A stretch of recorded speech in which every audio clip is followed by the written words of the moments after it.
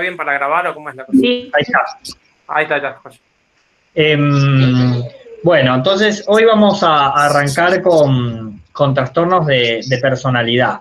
Como siempre fuimos haciendo en todas las clases, vamos a arrancar desde la normalidad, desde personalidad normal hacia lo patológico. Nosotros de personalidad normal ya habíamos hablado un poco, así que voy a arrancar con eso, ¿no? Bien. Entonces, lo primero de esta clase, decía, ¿no? Es empezar a hablar de lo que es la normalidad de la personalidad y por eso les puse repasemos, porque esto ya lo vimos. ¿Se acuerdan que la personalidad se componía de temperamento, carácter y personalidad? Donde el temperamento es la parte más genética, es innato, y que de acuerdo a las experiencias infantiles se puede atemperar o exaltar, pero que claramente es el componente genético de la personalidad. Donde el carácter tiene que ver ese temperamento más esas experiencias infantiles, ¿se acuerdan? No era el interjuego del temperamento con las experiencias sociales primarias o específicamente con el medio social primario, ¿no? Que tiene que ver con la familia. Y la personalidad es el resultante de ese temperamento, más el carácter que da esas relaciones sociales y las experiencias en la adolescencia que van a culminar de formarla. O sea, en realidad vamos a tener toda una vida hasta la adolescencia donde nuestra personalidad se va a ir formando y donde va a dar de resultante, luego de la adolescencia, una personalidad formada. ¿Se acuerdan que habíamos hablado de que esa personalidad va a tener un momento más flexible en el principio de la vida de la persona y un momento donde ya se consolida, que va a ser el sostén de la vida de la persona, pero que la modificación va a ser muy difícil, porque ya una vez que se empieza a formar y que ya está formada, modificaciones de la personalidad son realmente complicadas de realizar. Hasta acá, esto ya lo habíamos visto. Está bien que digamos que es como que tiene más plasticidad al principio y después... Total. Sí. Totalmente, ¿sí? Podemos decir que va en sintonía, de hecho, con la plasticidad neuronal, ¿no? Neurobiológica, así que es correcto el término plasticidad, porque es eso, es mucho más moldeable, mucho más, pero no totalmente, digo, venimos con algo genético. La vida familiar inicial va a moldearla también, pero hay cosas que quizás no manejamos. Pero sí es mucho más flexible y mucho más moldeable, y luego va a volverse más de sostén y va a funcionar así para el resto de nuestra vida. Y se acuerdan que hablábamos, ¿no? Que personalidades más flexibles van a soportar algunas crisis de mejor manera y personalidades más rígidas, quizás ante la misma crisis se derrumba por completo la personalidad. Todo esto es lo que vimos en las primeras clases. Y acá empezamos con los conceptos que vamos a introducir en la clase de hoy. Los conceptos de rasgo y patrón. En realidad, rasgos, ¿sí?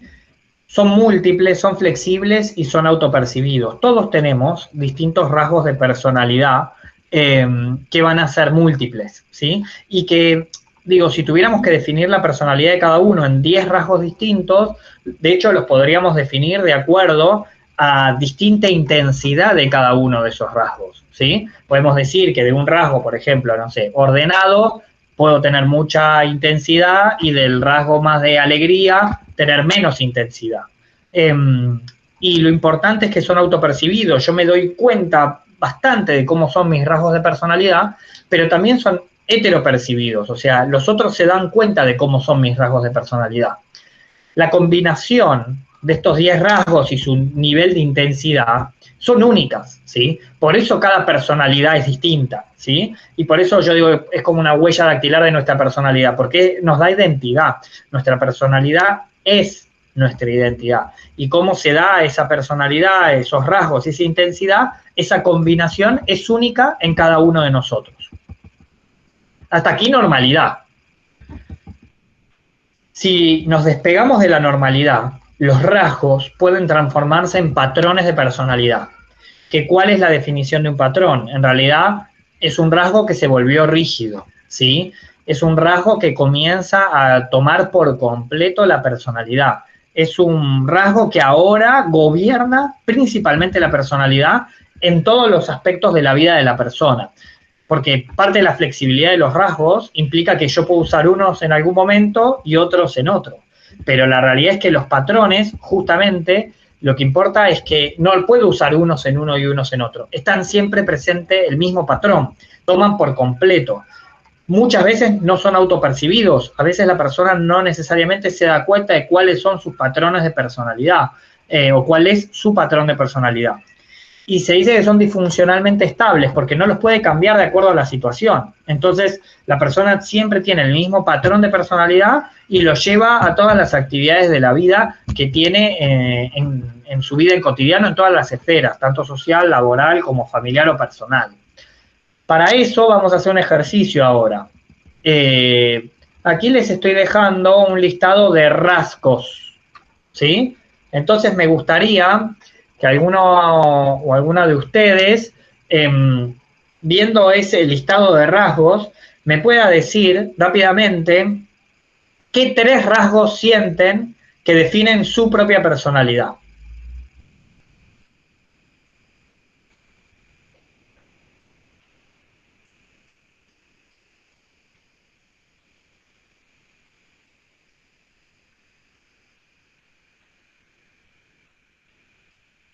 Se ve que la letra es chiquita porque veo que se están por comer el monitor, ¿no? No, bueno. Silencio. Y si no están ahí los rasgos, pueden decir ustedes, cualquiera de ustedes, qué 3 rasgos sienten que podrían definir su personalidad. ¿Voy yo primero?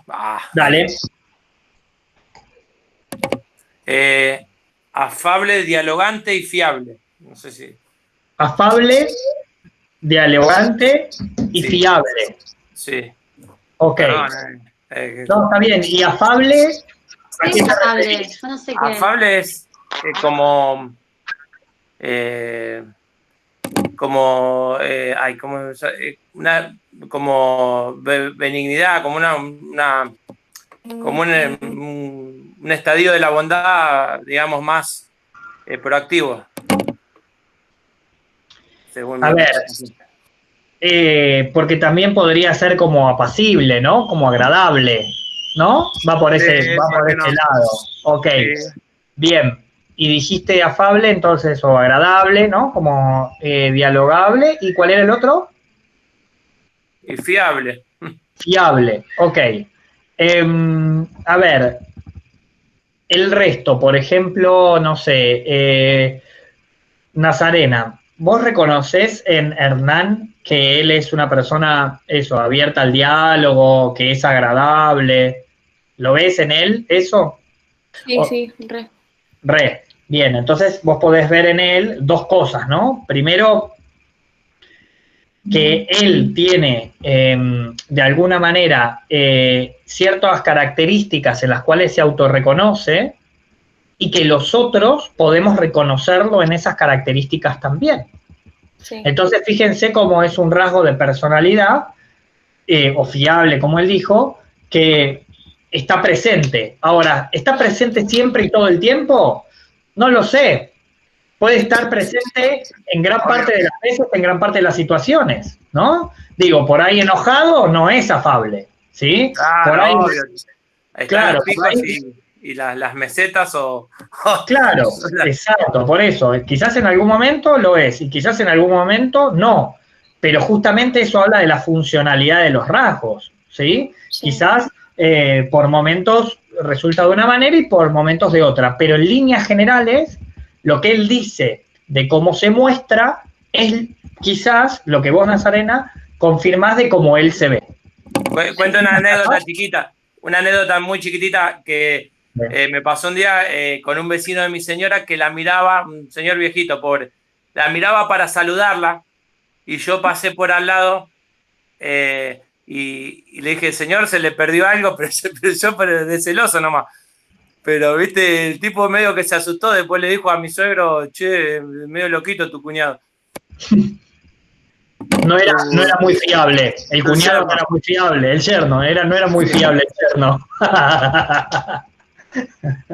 Bien, interesante. Interesante para ver eso. Bien, ¿quién más? Una pregunta. Sí, Sofía. ¿Por qué la distimia no se ve como un patrón de personalidad y se ve como algo diferente? Bien. Ahora cuando veamos patrones de personalidad lo vamos a hablar, pero tiene una explicación que vamos a hablar específicamente de no solamente, bueno, la manera de ser, que es la distimia, sino dentro de qué patrón de personalidad lo podríamos encontrar, porque tiene que ver con las comorbilidades. Ahora lo vamos a ver. Sí, es buena la pregunta. Y aparte me das tiempo para pensar bien la respuesta, pero sí, va por ese lado. ¿Quién más quiere hacer la tarea o hacerme preguntas que no sepa responder? No.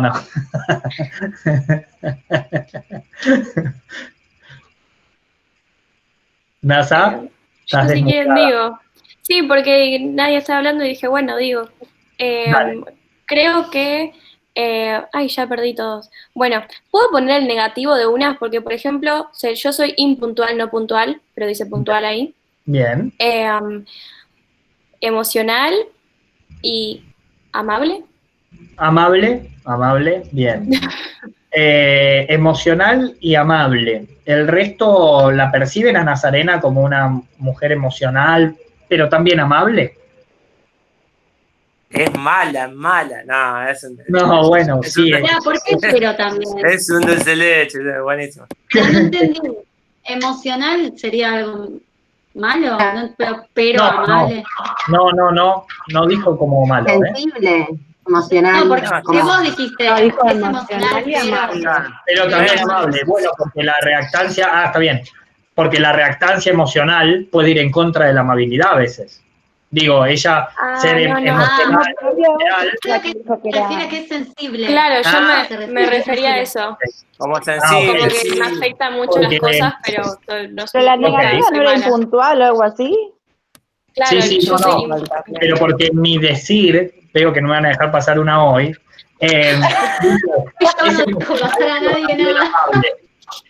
Pero lo dije en el sentido de que a veces el exceso de reactancia emocional, ¿sí? Lo que puede dar es que una persona pierda la amabilidad porque se enoja por demás. Eso también es ser emocional, ¿sí? Pero ella hablaba de sensibilidad. Ok. Claro, pero lo interpreté mal. Pero no me enojo mucho. No, está bien. No hay problema. Entonces, aparte de emocional, sensible y amable, ¿la ven de esa manera a Nazarena? ¿Sí? Florencia, sí. También aparte de corregirme, ¿la ves de esa manera? Justamente me pasó, que como dijiste, como que el pero me mareó y no sé, o sea, sentí como que la veo una chica sensible, no la conozco mucho, pero se renota de haber cursado un par de materias y es re amable también, entonces también como que... Es amable y sensible. Es amable y sensible, bien. Con respecto a la impuntualidad... Si estuviera... Es difícil, ¿no? Sí, eso iba a decir. Que si estaríamos cursando presencial sabrían que soy impuntual, pero bueno, no. Por suerte acá mira, tengo un buen récord. Pero también sabrían que sos re cariñosa, que sos re buena gente. Bueno, pasa lo mismo que a la mañana que se transforma en el grupo de autoayuda de tirarse flores por los rasgos. No es la idea era que pudieran ver que los rasgos son autopercibidos y heteropercibidos, que los percibimos nosotros y que el otro los percibe de nosotros. Con respecto a la puntualidad o impuntualidad, vieron que Santiago Bilinkis ayer escribió, toda reunión que se hace empieza puntual, y eso solo nos pasa en aislamiento, ¿no? Digo, en el resto de la vida nunca arranca puntuales. Es verdad. Justo habló de eso. Bien. Vamos claros hasta acá. Entonces, tomamos dos ejemplos, el de Hernán y el de Nazarena, donde pudimos notar que son rasgos que los aplican en gran parte de la vida, que son rasgos que los otros ven de ellos también, y al igual que ellos, pero que no siempre son así. Digo, Nazarena dijo que es impuntual, pero la realidad es que acá demostró puntualidad, entonces dijo, bueno, si estuviéramos presencial, verían que soy impuntual, pero acá está siendo puntual, entonces no siempre es así, y Hernán contó que es fiable, pero también contó un ejemplo donde le dijeron, che, tu yerno es mala onda. Entonces, digo, también se puede ver esto, ¿no? Hasta acá vamos claros de rasgos de personalidad. Lo importante es que tengamos un abanico y que lo podamos usar en distintos momentos y que sepamos que están, que existen y que para algunos nos va mejor que en otros. Digo, así como Nazarena habló de sensibilidad, cuando habló de emocionalidad, la realidad es que por ahí ser excesivamente sensible puede ser malo o puede ser bueno para algunas actividades y no para otras. Y por ahí los trabajos que Nazarena puede hacer por su sensibilidad, o está bueno que los trabajos que haga vayan en sintonía con su sensibilidad y que no le afecten esa sensibilidad. Y lo mismo al revés. Quizás una persona que pone como rasgo principal que es insensible o que es más apático, que sepa que hay trabajos que por ahí no le son tan funcionales para sus rasgos principales, ¿no? Sí, Nasa, ¿qué ibas a decir? No, iba a decir que el tema como ejemplo, que por ejemplo ser impuntual, no sé, yo soy más impuntual en cosas que no tienen que tener responsabilidad, por ejemplo, al trabajo no llego tarde, o trato de no llegar tarde a las clases. ¿Decís que sí llegas tarde a la facultad? Trato que no, pero el tema es que salgo tarde del colegio, entonces a veces llego impuntual, pero no porque quiera. Sería la primera persona que va al colegio y a la facultad a la vez, ¿no? Pero bueno, está bien. Trabajo en un colegio. Avanzada. ¿Viste cuando querés aclarar te oscurece? No, mentira. No, digo, lo quería poner como, trabajo en un colegio primero, pero no, quería ponerlo como ejemplo de decir que uno capaz cuando es responsable puede ser puntual, pero no sé, te juntás con amigos y llegas una hora más tarde. Como claro, que bueno, varía. O sea que vos sentís que la facultad es una reunión con amigos, o sea, es medio una boludez, vas a tu futuro trabajo, no sé. No me estás dejando pasar nada porque no te la dejaron pasar a vos. Esto es terrible, es terrible. ¿Viste qué lindo que es conocer los rasgos? ¿Viste qué lindo es conocer los rasgos de la gente? Bien, ¿avanzamos? No, perfecto, quedó clarísimo lo que decís. O sea, vos lo que decís es que si te dejan a tu libre albedrío, serías impuntual. Pero la verdad es que te haces un esfuerzo en ser puntual para ser funcional con ciertas cuestiones sociales, ¿no? ¿Era por ahí la cosa? Bien, genial, buenísimo. Bien, avanzo entonces. ¿Alguien se quedó con ganas de contar sus rasgos? Estoy, si no puedo seguir avanzando. Bien, buenísimo. Pero fíjense que también estuvo bueno que pudimos ver dos cosas con esto, principalmente. Eso, que a veces se ven de una manera y a veces las podemos cambiar y no son siempre así, y lo mismo, no todas las cosas son positivas, podemos tener rasgos negativos también, ¿no? Y también, iba a decir puntual, pero también con sarcasmo, porque la verdad que también muchas veces me cuesta. Claro, por eso digo, también hay rasgos que son negativos y que por ahí esto, ¿no? Lo que decía Nazarena, trabaja en una escuela donde, según entiendo, en las escuelas gran parte es la puntualidad, entonces para ella por ahí es un esfuerzo importante poder sostener eso, ¿no? Bien, interesante. Avancemos. Si vamos a los trastornos de personalidad, voy a hablar un poco de la historia de los trastornos de personalidad. De alguna manera es para la psiquiatría el heredero del concepto de estructura psíquica. Los manuales diagnósticos hoy no hablan de estructura, hablan de personalidad. Por eso yo, queriendo recuperar por ahí más la psicodinamia o la psiquiatría más antigua o el psicoanálisis, prefería hablarles de estructura y de personalidad como una conjunción, pero la realidad es que hoy se habla de personalidad sobre todo. Viene a ser de alguna manera el heredero de la estructura psíquica, y el DSM-4, que es del año 94, dividía en los mismos tres grupos que hoy se está dividiendo, solamente que el DSM-4 tenía lo que se llamaba ejes multiaxiales. La mayoría de los trastornos mentales quedaban en el eje 1, el eje 2 se consideraba los trastornos de personalidad o la debilidad mental, y después había el eje 3 que era para enfermedad médica, el eje 4 situación actual, y el eje 5 calidad de vida, si no mal recuerdo.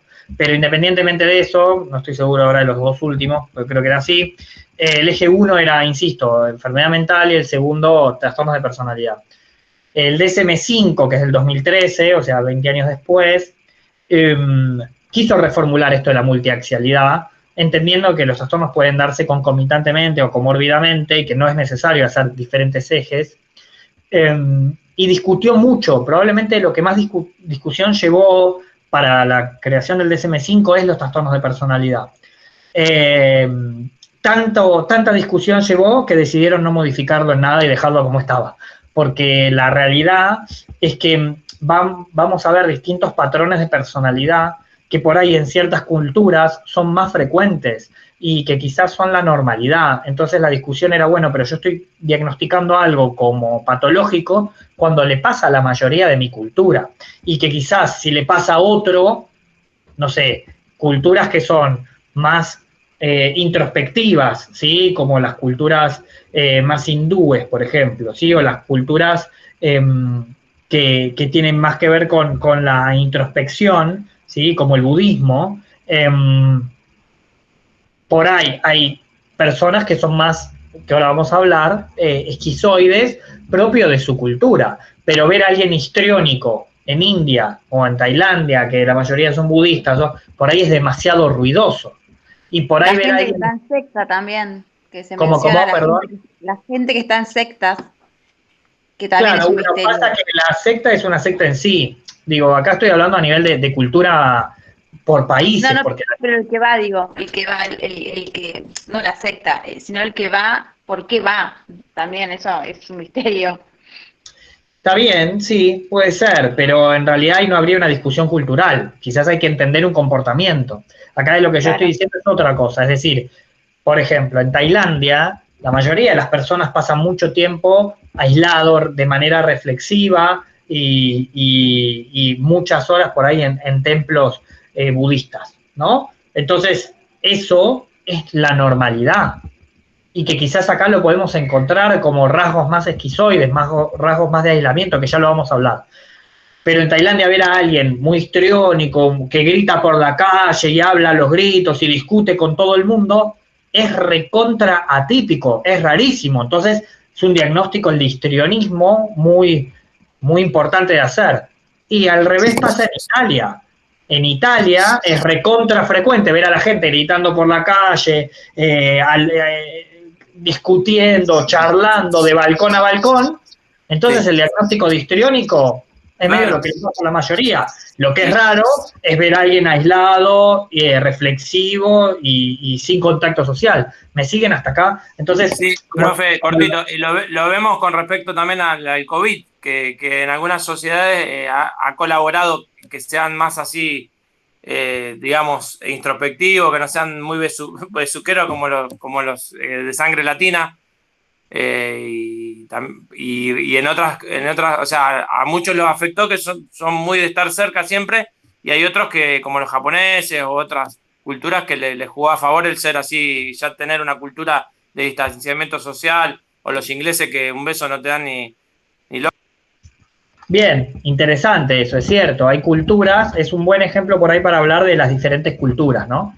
A lo que quería llegar con esto es que ahí lo que podemos ver entonces, que para poder hablar de trastornos de personalidad y ser globales, o sea, poder diagnosticar de la misma manera los síntomas acá en la India o en Japón, la verdad que también hay que tomar mucho la cultura de dónde viene, y por eso llevo tanta discusión.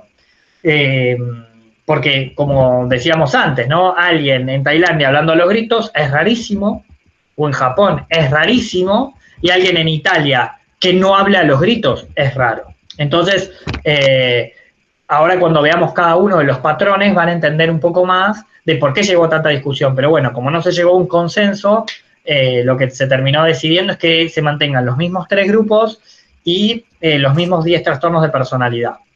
Y con respecto a los grupos, sí.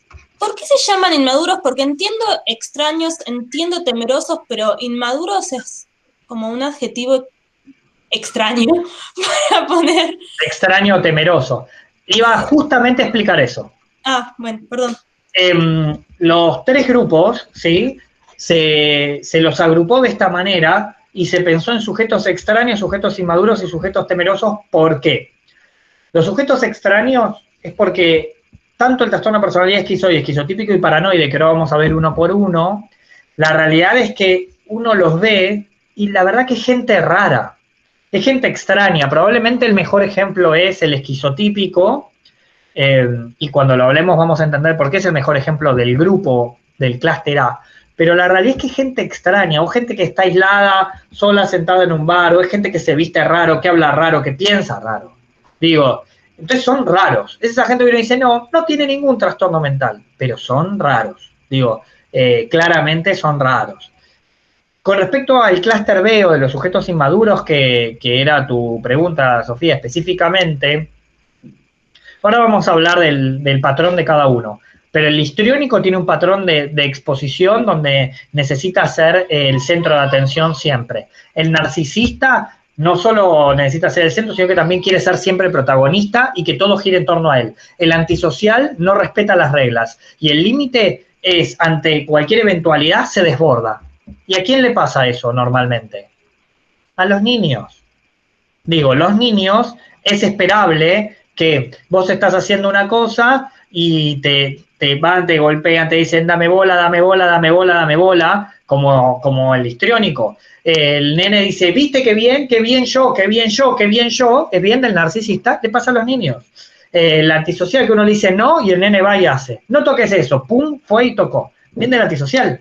Y lo mismo el borderline, vos le decís, no hagas eso, ¡guau! Y te arman un berrinche espectacular. Si quieren, filmo a mi hijo de 2 años, 10 minutos, y pueden ver todas las características con total completud. Digo, los que trabajan en escuela ya lo saben, no necesitan, o si quieren, digo, lo pueden ver. Por eso se los considera sujetos inmaduros, porque en realidad adoptan comportamientos o patrones que tienen mucho más que ver con un momento evolutivo anterior, no con la adultez, ¿no? ¿Fue claro? Y el clúster C, que es el de los sujetos temerosos, ¿sí? Donde está el evitativo, el dependiente y el obsesivo compulsivo, en realidad es porque el temor está en el contacto social, específicamente en el contacto social. Evitan los contactos sociales o dependen del contacto social o se manejan con el contacto social de una manera excesivamente ordenada para no vincularse emocionalmente. Por eso se los agrupó en 3 grupos. Los que son más extraños, los que se comportan de manera más inmadura pese a ser adultos, o los que son más temerosos, sobre todo con respecto al contacto social. Y voy a ir ahora a los primeros del clúster A o del grupo A, que es el de los sujetos extraños. ¿Hasta acá alguna duda? ¿No? ¿Vamos bien? Piensen que yo no los veo, estoy viendo el PowerPoint, entonces necesitaría un sí, ok. Perdón, Bien, vamos. Bien. Sí, súper bien. Bien, bueno, avanzo. El primero que vamos a ver dentro de los trastornos de personalidad es el trastorno de personalidad paranoide. Trastorno de personalidad paranoide, ¿sí? El patrón principal, por eso hablamos tanto al principio de rasgo y patrón, es el de desconfianza y suspicacia.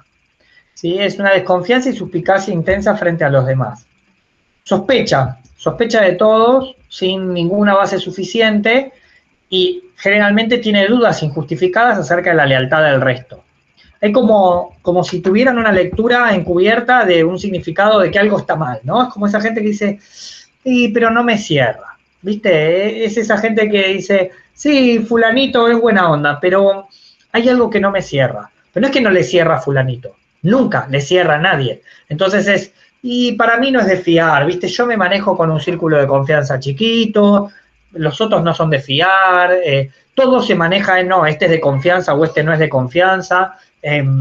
Digo, todo entra dentro de ciertos cánones de suspicacia, de duda. No es delirante, no es que si uno lo confronta, un segundo, no es que si uno lo confronta es delirante y no tiene contraste con la realidad. No es que si uno lo confronta dice, bueno, pero a ver, ¿en qué exactamente? Y él te dice, bueno, yo lo siento así, punto. No, no es delirante, es desconfiado.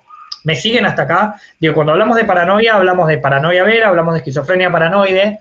El trastorno de personalidad paranoide es un grado menos, no es psicosis, ¿sí? No tiene síntomas delirantes, ni delirios ni alucinaciones, pero la realidad que lo que sí tiene es esta cuestión de suspicacia, de desconfío. Creo que suspicacia probablemente el término lo reconocen de una película argentina que hablaba de eso. Ahora sí, ¿cuál era la pregunta? La de Adrián Suar, ¿no? Sí. Bueno, no, mi pregunta es, o sea, ay, ¿cómo le hago? Como, ¿qué tanto, hay diferentes grados de esto? O sea, ¿en qué punto te afecta quizás en la vida o podés estar con este tipo de trastorno de personalidad paranoide y vivir un poco más desconfiado nomás? Sí, está bueno lo que decís. A ver, Flor, es importante. Nosotros los trastornos mentales que fuimos viendo, en su mayoría, no en su mayoría, muchos son bastante limitantes, o para toda la vida, o en parte de la vida, ¿no? Digo, no sé, la depresión, cuando está en la fase depresiva, es muy difícil, o en la fase maníaca, en la bipolaridad, pero después está eutímico, ¿no? En la esquizofrenia hay una ruptura biográfica. Acá es una manera de ser. Entonces, sí, pueden estar perfectamente viviendo su vida de una manera normal, tener familia, trabajo, hijos, pero ser desconfiados de todo, ¿sí? Ser desconfiados de cada una de las situaciones. Entonces, esta gente que dice, che, esto no me cierra. Es decir, pero ¿qué es lo que no te cierra? Si lo que está planteando, pero esta gente, no, yo no confío. Bueno, pero no es que no confías en esta gente, no confías en nadie, ¿sí? Pero sí. si estás entera, ponele que, no sé, ponele que yo tengo este trastorno y hago terapia. Sí. O sea, a mí, o sea, es algo que el terapeuta se da cuenta y sabe que yo tengo este tipo de trastorno de personalidad, o es algo que yo tengo que saber y tengo que vivir, ¿sabes? O sea, ¿me entendés? Algo que como que no sé, o sea, es algo que puede ir mejorando, regulando si lo concientiza, o es algo que no sé si se entiende. Es como que, claro, no lo llevo al extremo o no. Se entiende perfecto. A ver, hay 2 o 3 cosas para responderte a esto. Lo primero es, ¿se acuerdan que las modificaciones de la personalidad son muy difíciles? Entonces, creer que esta persona va a dejar de tenerlo por hacer terapia no va a pasar. Porque la realidad es que las modificaciones de la personalidad son muy complicadas. Que el terapeuta se va a dar cuenta, y es esperable que se dé cuenta, porque lo que va a pasar es que cada hecho que comente va a decir, sí, bueno, pero tal no es confiable, el otro no es confiable, bla, bla, bla, bla, bla, bla. Y tercero, sí, puede ser que el paciente se dé cuenta que le pasa esto, que él es así, lo haga mejorar, porque por ahí empieza a confiar un poco más. Pero siempre va a quedar como un dejo de suspicacia, ¿sí? Como un dejo ¿viste? De duda, de desconfianza, como igual no me gusta, ¿no? Igual no me gusta. Y lo otro que aparece también en la personalidad paranoide es que son bastante rencorosos. Entonces no, porque yo me acuerdo que una vez en una charla hace 16 años estábamos comiendo en La Rueda, ahí en Posadas, un restaurante espectacular de Posadas, La Rueda, que Agustina Bianchi no puede ir ahora, pero seguramente lo conoce, y me dijiste, me acuerdo una vez, yo me pedí un almendrado, y vos me dijiste, ¿le vas a poner Charlotte? Y yo ahí sentí que me estabas tratando de gordo, y entonces siempre pienso que me tratás de gordo. Y fue hace 16 años, che, bueno, te pregunté si le ibas a poner Charlotte, qué sé yo, no era tan grave, ¿está? El almendrado con Charlotte y el pacú al limón en La Rueda es lo mejor que probé en mi vida, pero bueno, es otra discusión. Respondí. Hay que hacerse cargo si uno es gordo, ¿no? Sí, claro. ¿Qué me importa? ¿Qué me importa? ¿Respondí, Flor, a eso? Imagino que sí. Sí, lo que me pasa, perdón, tardé con el micrófono, lo que me pasa es que claro, lo estoy comparando como con lo que veníamos viendo, como que automáticamente lo quiero llevar como a un diagnóstico ya como más estructurado o más ay, bueno, no sé. No estoy bien hoy, perdón. Claro, no a mí me pasa algo parecido. Te reentiendo, a mí me pasa algo parecido porque el hecho de que tengan el nombre, la palabra trastorno, a mí me suena como que hay que arreglarlo. Claro, como que no. Pero o sea, claro. Es algo que me pasa a mí, me estoy dando cuenta. Que también me está pasando que todo lo que veo y todo lo que estoy viendo, lo que veo trato de, me pasa esto, te lo digo así, dato, me pasa que todo lo que veo le quiero ver qué es, que si tiene esta enfermedad, esta otra, que tiene, o sea, no paro de pensar, me falta un montón de información para eso, pero bueno, nada, me está pasando. Bien, es interesante porque recuerden que estamos hablando de personalidad, de estructura, de la base del edificio. ¿Se acuerdan cuando lo hablamos en las primeras clases? Con los anteojos con lo que se ve la vida y que estamos hablando de patrones. Estamos hablando de un patrón que ya pasa en la adultez. Y vuelvo a decir, rasgos paranoides podemos tener, porque de repente, no sé, empiezo un trabajo nuevo y veo a alguien que es recontra buena onda. Y por ahí está bueno tener un rasgo de decir, che, ¿y este por qué tan buena onda en un principio? ¿No? Digo, a ver, nada, quiero ver, ¿viste? Si no me quiere, no sé, después ventajear o... Digo, rasgos paranoides podemos tener. El tema es que como patrón implica que todas las áreas de mi vida las hago así. Que en todas las áreas me vinculo de esa manera, que mis anteojos de la vida es de una manera paranoide, rencorosa, suspicaz, desconfiado, y que por supuesto empeora con la edad. Digo, si es así a los 25, a los 50, no va a confiar en nadie. Ahora, si es así a los 25 y empieza terapia, a los 50 no va a confiar en nadie, pero va a estar un poco más feliz. Pero va a tener que tener 25 años de terapia encima, ¿me siguen? Digo, es trastorno de personalidad, ¿no? Pero está bueno lo que dicen, desorden no implica que requiera orden, porque trastorno, en realidad, es una traducción española para el término, en realidad, original en inglés, que es disorder, que es desorden, ¿sí? Entonces, no es que el desorden implica que hay que ordenarlo, ¿sí? O que hay que curarlo. No, es una forma de cómo se ve la vida, ¿no? Nazarena, estás desmuteada, por lo que veo. Sí, porque quería hacer una pregunta que no sé si va a ser tonta o capaz. Bueno, pero nada, en el medio de todo esto me acordé que cuando vimos los trastornos asociados en las diferentes estructuras, este estaba dentro de psicosis, pero vos dijiste que no tenían ni alucinaciones ni nada de eso, entonces me quedó la duda de decir, esto es... ¿Se entiende mi pregunta o por dónde viene? Por supuesto. Sí, los trastornos del clúster A o del grupo A generalmente se asocian más con la estructura psicótica, lo cual no quiere decir que haya delirios ni alucinaciones. Digo, pero no tiene pensemos sí. en el abanico de opciones, en el gradiente, no en lo categorial de o es una cosa o es la otra. Por eso el concepto de estructura apunta siempre a esta cuestión de mixto, ¿sí? Tiene predominio de un funcionamiento, pero también tiene de las otras. Por eso puede vivir en sociedad, con cierto criterio de realidad y todo. Pero generalmente se piensa que el trastorno paranoide de la personalidad, al igual que el esquizoide y el esquizotípico, están más enfocados en la estructura psicótica, lo cual no quiere decir que no funcionen mucho a manera neurótica, ¿no?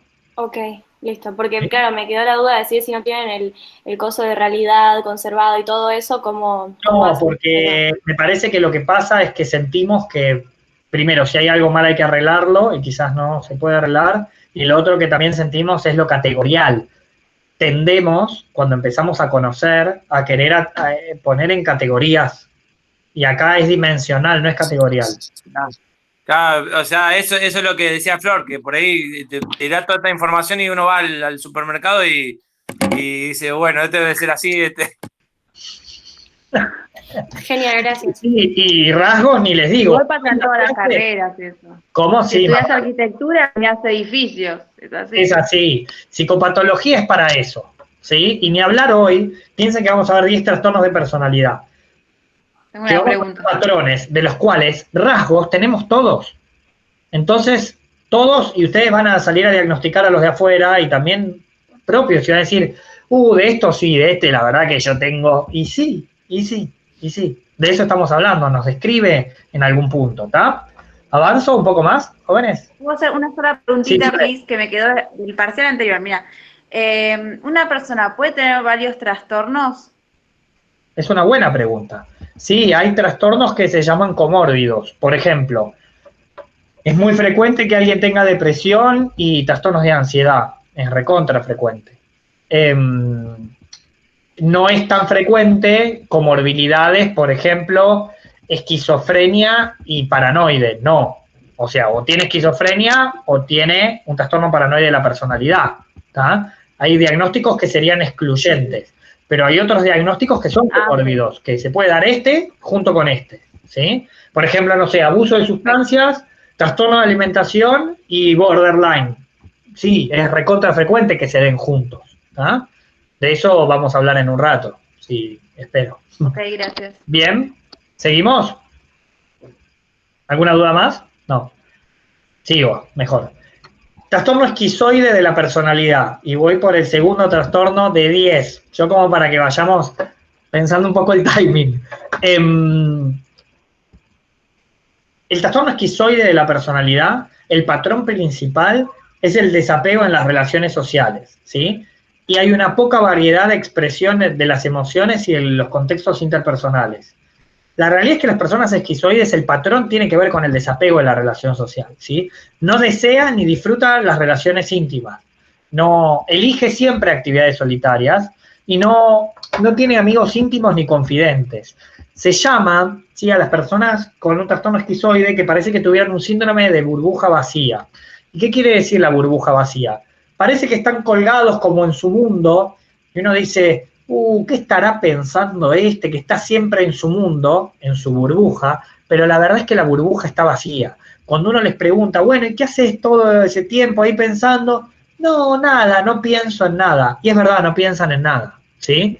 El ejemplo, si uno puede ver en la vida cotidiana, digo, cuando cursábamos ahí en Avenida de Mayo, ustedes cursaban a la noche, pero si hubieran cursado alguna materia a la mañana, podrían haberse ido a 2 cuadras que hay un Starbucks a tomarse un café.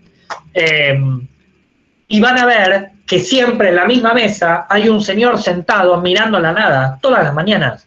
Entonces, uno va, 10:30 en el horario del recreo, te pedís un latte o el café del día, si estás medio cortina de billete, que sale un poco más barato, y ves en la mesa del fondo, arriba, en el primer piso, a la derecha, el mismo tipo sentado, sin hojas, con el mismo vaso, que se lo pidió a las 8 de la mañana y que se va a quedar ahí hasta las 12.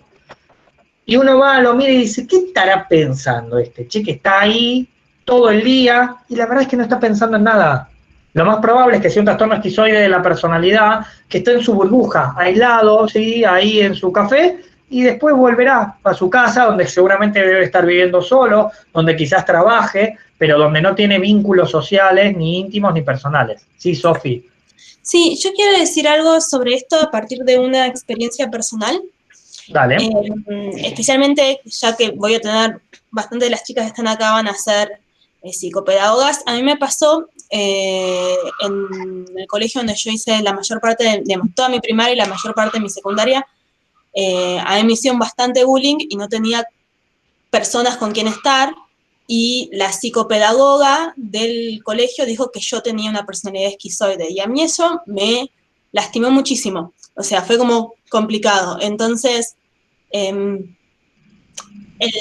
que ella no haya tenido en cuenta el contexto y las cosas que yo le contaba, me parece como que es importante que se lo diga a ustedes, porque son las que van a tratar con chicas o personas como la que yo era en ese momento. Nada. Lo cuento porque te etiquetó re mal y te estigmatizó, pero el daño que te pudo decir, que vos la pudiste llevar adelante, pero hay gente que la frustra totalmente. Sí, fue a la psiquiatra y la psiquiatra dijo que nada que ver, pero claro, es muy fuerte realmente para un adolescente que tenía una cosa así, sin tener en cuenta el contexto ni el por qué pasaba que no estaba con otras personas de mi edad. Y aparte, Sofía, hay algo, primero, bueno, te agradezco el momento de exponerte quizás a contar esto en pos de una mejora, de generar mejores profesionales en un futuro, ¿no? Porque se los estás diciendo a las que probablemente el día de mañana atiendan a personas que les pasaba lo mismo que a vos. Segundo, estás dando un buen ejemplo. No es que había un mundo interno vacío o una burbuja vacía. Elegías no relacionarte porque no sentías afinidad con ese grupo. Eso nada tiene que ver con el trastorno esquizoide de la personalidad. Y tercero y cuarto. Tercero, que se diagnostica no en la adolescencia, sino en la adultez, o sea que encima estaba mal diagnosticado. Y cuarto, yo una vez hice un curso hace muchos años. ¿Alguno de ustedes tiene menos de 20 años? No. Yo. Sí, aparte de Hernán, digo, el resto. Yo, bueno, NASA. una vez hice un curso cuando ustedes cuando Nazarena recién estaba naciendo, estoy pensando en echarte de la clase.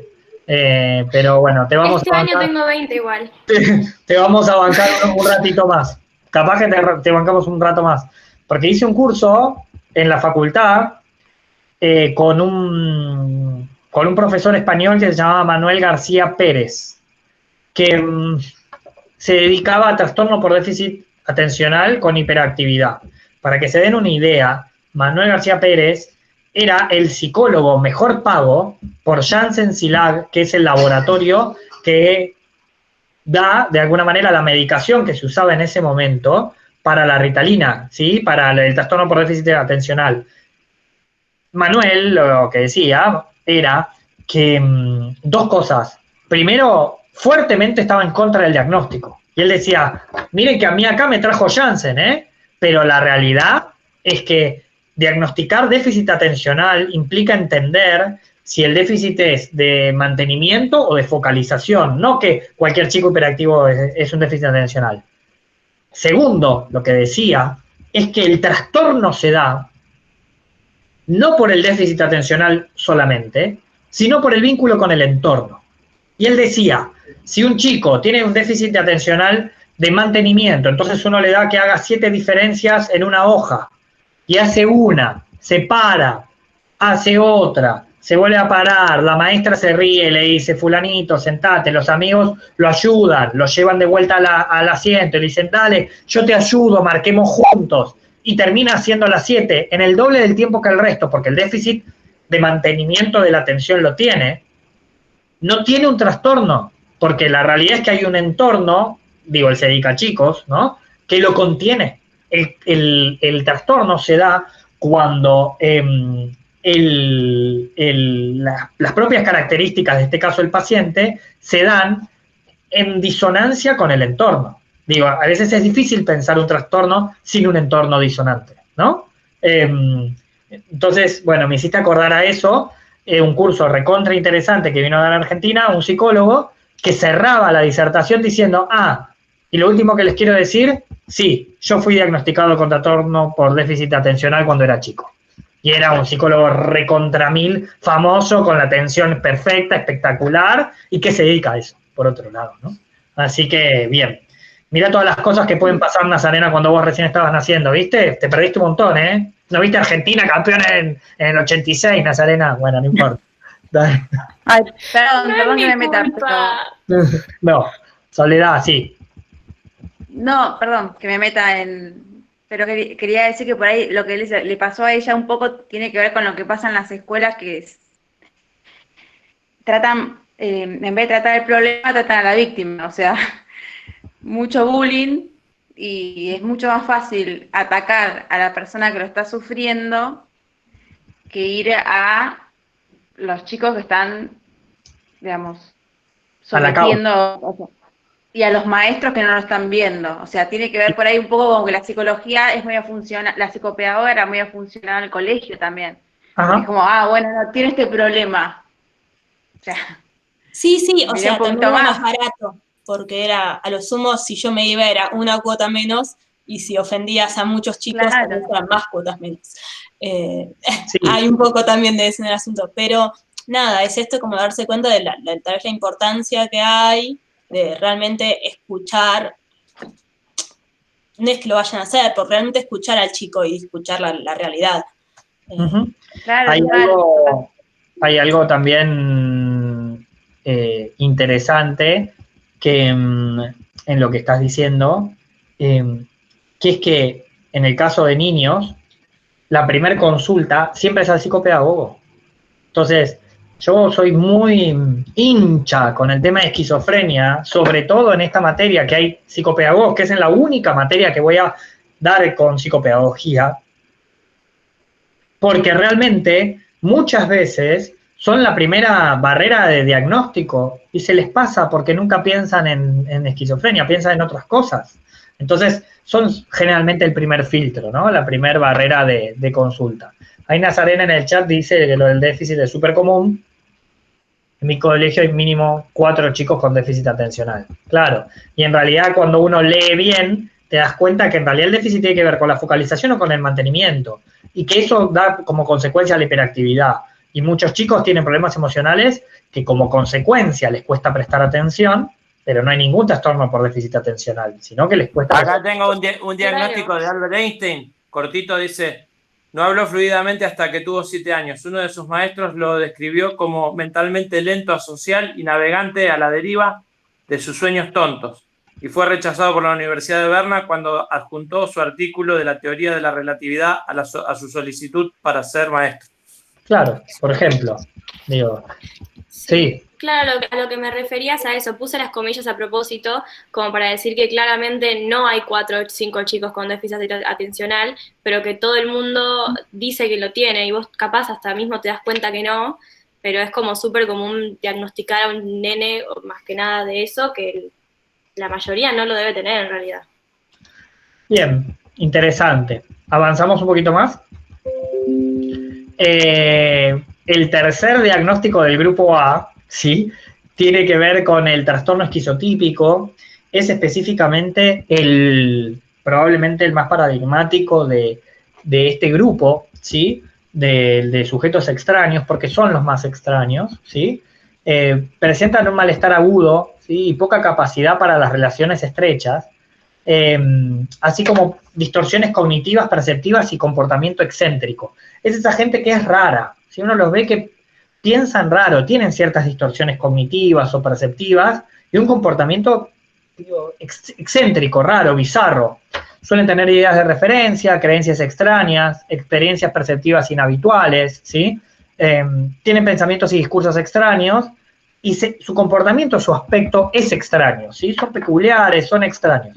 A ver, algo bueno que para mí hizo el DSM-5 es tomar a la esquizotipía como un factor previo a la esquizofrenia. Digo, en realidad hoy se los puede nomenclar como personalidad preesquizofrénica. ¿Por qué? Porque la realidad es que funcionan bastante similar a la esquizofrenia, pero sin los síntomas de delirios ni alucinaciones, sin los positivos ni los negativos, pero tienen todos los otros muchas veces. Entonces, lo que termina sucediendo es que muchas veces son personas que funcionaban de una manera esquizotípica, después tuvieron un pródromo y después esquizofrenia. Y a veces no, y a veces son personas que son esquizotípicas, pero hoy, de hecho, hasta se mide, ¿sí?, los rasgos de esquizotipía en las personas, ¿sí? Algo que me quedé con ganas de decirles de antes. Rasgos, vuelvo a decir, así como hablamos de los rasgos paranoides, rasgos esquizoides también podemos tener. Por ahí hay un día que queremos estar mirando a la nada y no pensar en nada ni hablar con nadie. Y está bien, y es un rasgo. Y por ahí después de ese día se me ocurrieron un par de ideas que ese día no las tuve y avancé con otras cosas. Y lo mismo, quizás un día se les ocurrió que era buena idea tener una clase en pijama. Y podrían decir que es un rasgo esquizotípico o que estamos en aislamiento social obligatorio y en psicopatología a la mañana es psicopatologías en pijamas. Sin embargo, si fueran a la facultad en pijama, la verdad que más que un rasgo empezaría a parecer un patrón, ¿sí? Por eso es importante que entendamos, el patrón, en el caso de la esquizotipía, o el esquizotípico, ¿sí?, tiene que ver con estos pensamientos raros, extraños. Entonces dicen, no, yo ya me di cuenta, lo que está pasando con el tema del COVID, evidentemente hay algo con el tema de que la Tierra en realidad es plana, y empezamos a hablar de eso, y que se descubre esta pandemia, entonces todos nos quedamos aislados para darnos cuenta de que la Tierra es plana, y uno le dice, che, pero suena un poco loco lo que decís. Bueno, sí, pero es una teoría, no tiene certeza, no es delirante, ¿sí? Es una teoría. Bueno, pero es un poco errático, ¿no? Bueno, sí, pero yo creo que la Tierra plana y el coronavirus tiene bastante que ver una cosa con la otra. Muy bien, bueno, si vos lo crees, bien. Ahora, si me decís que sos antivacuna, te echo de mi conversación. Ahora, terraplanista y COVID, hasta ahí te puedo llegar a bancar, quizás.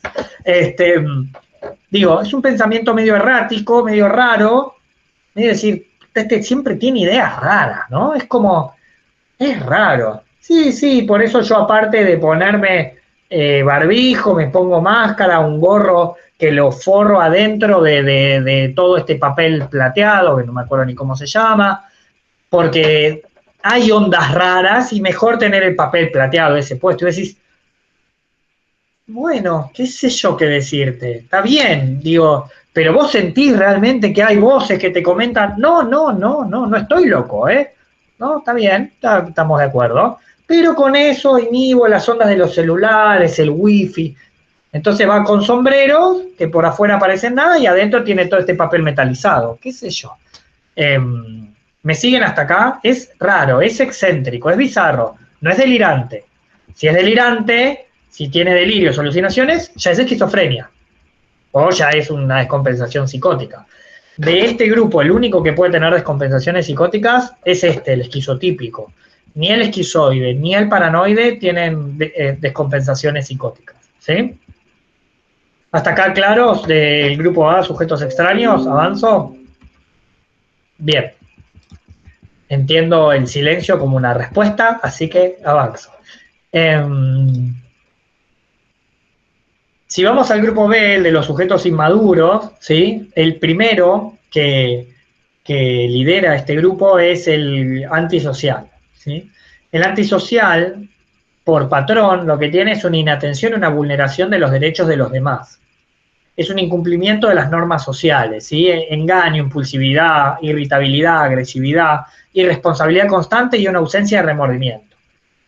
De alguna manera, dentro de los trastornos de personalidad como heredero de las estructuras, el antisocial viene a ser uno de los herederos de la perversión, ¿sí? De las perversiones más sociales o de la psicopatía. La realidad es que son conscientes, ¿sí? De que están rompiendo las normas sociales, de que están vulnerando los derechos de los demás, y eligen hacerlo de esa manera y no tienen remordimiento, ¿sí? Entonces, eso dentro de los trastornos de personalidad lo nomenclamos trastorno antisocial. Vuelvo a decir, no estamos diciendo con esta nomenclación qué le pasó que llegó a eso. Digo, ¿qué le pasó que llegó a eso? Probablemente sea un constructo entre lo temperamental, ¿sí? Lo genético, las vivencias infantiles y la adolescencia. Pero no estamos yendo al caso a caso. Estamos haciendo una nomenclatura y decir, bueno, esta persona evidentemente roba, daña por el hecho de sentir placer por dañar, destruye, rompe las reglas, etcétera, porque es antisocial, ¿sí? Porque podríamos decir que es un trastorno antisocial. Sí, Sofi. Una pregunta. Viste que hablábamos del tema de la inmadurez. ¿Se considera que los chicos tampoco tienen remordimientos o eso es algo como que no tiene nada que ver con el nombrecito que le pusieron? No. Pregunto. Más allá del nombrecito que le pusieron, que siento que di todas las explicaciones de que igual todavía seguís con remordimiento sobre el nombrecito. No te gusta. Está claro. Lo hiciste notar. En realidad no tiene que ver con que los chicos tengan o no tengan remordimiento, porque los chicos por supuesto lo tienen, ¿no? El chico, vos le decís no, y a la tercera o cuarta que ya lo estás retando, se angustia, ¿sí? Pero en el momento que lo hace, no siente remordimiento. Claro, Le das un marcador a un nene de 2 años y te pintó toda la pared. Y vos le decís, ¿por qué hiciste eso? Y te mira como diciendo, porque estaba el marcador y la pared ahí. Porque podía hacerlo. ¿Por qué no hacerlo? ¿No? Entonces, va por ese lado. Pero en el trastorno antisocial, casi en el único trastorno, el DSM obliga a que se diagnostique después de los 18 años.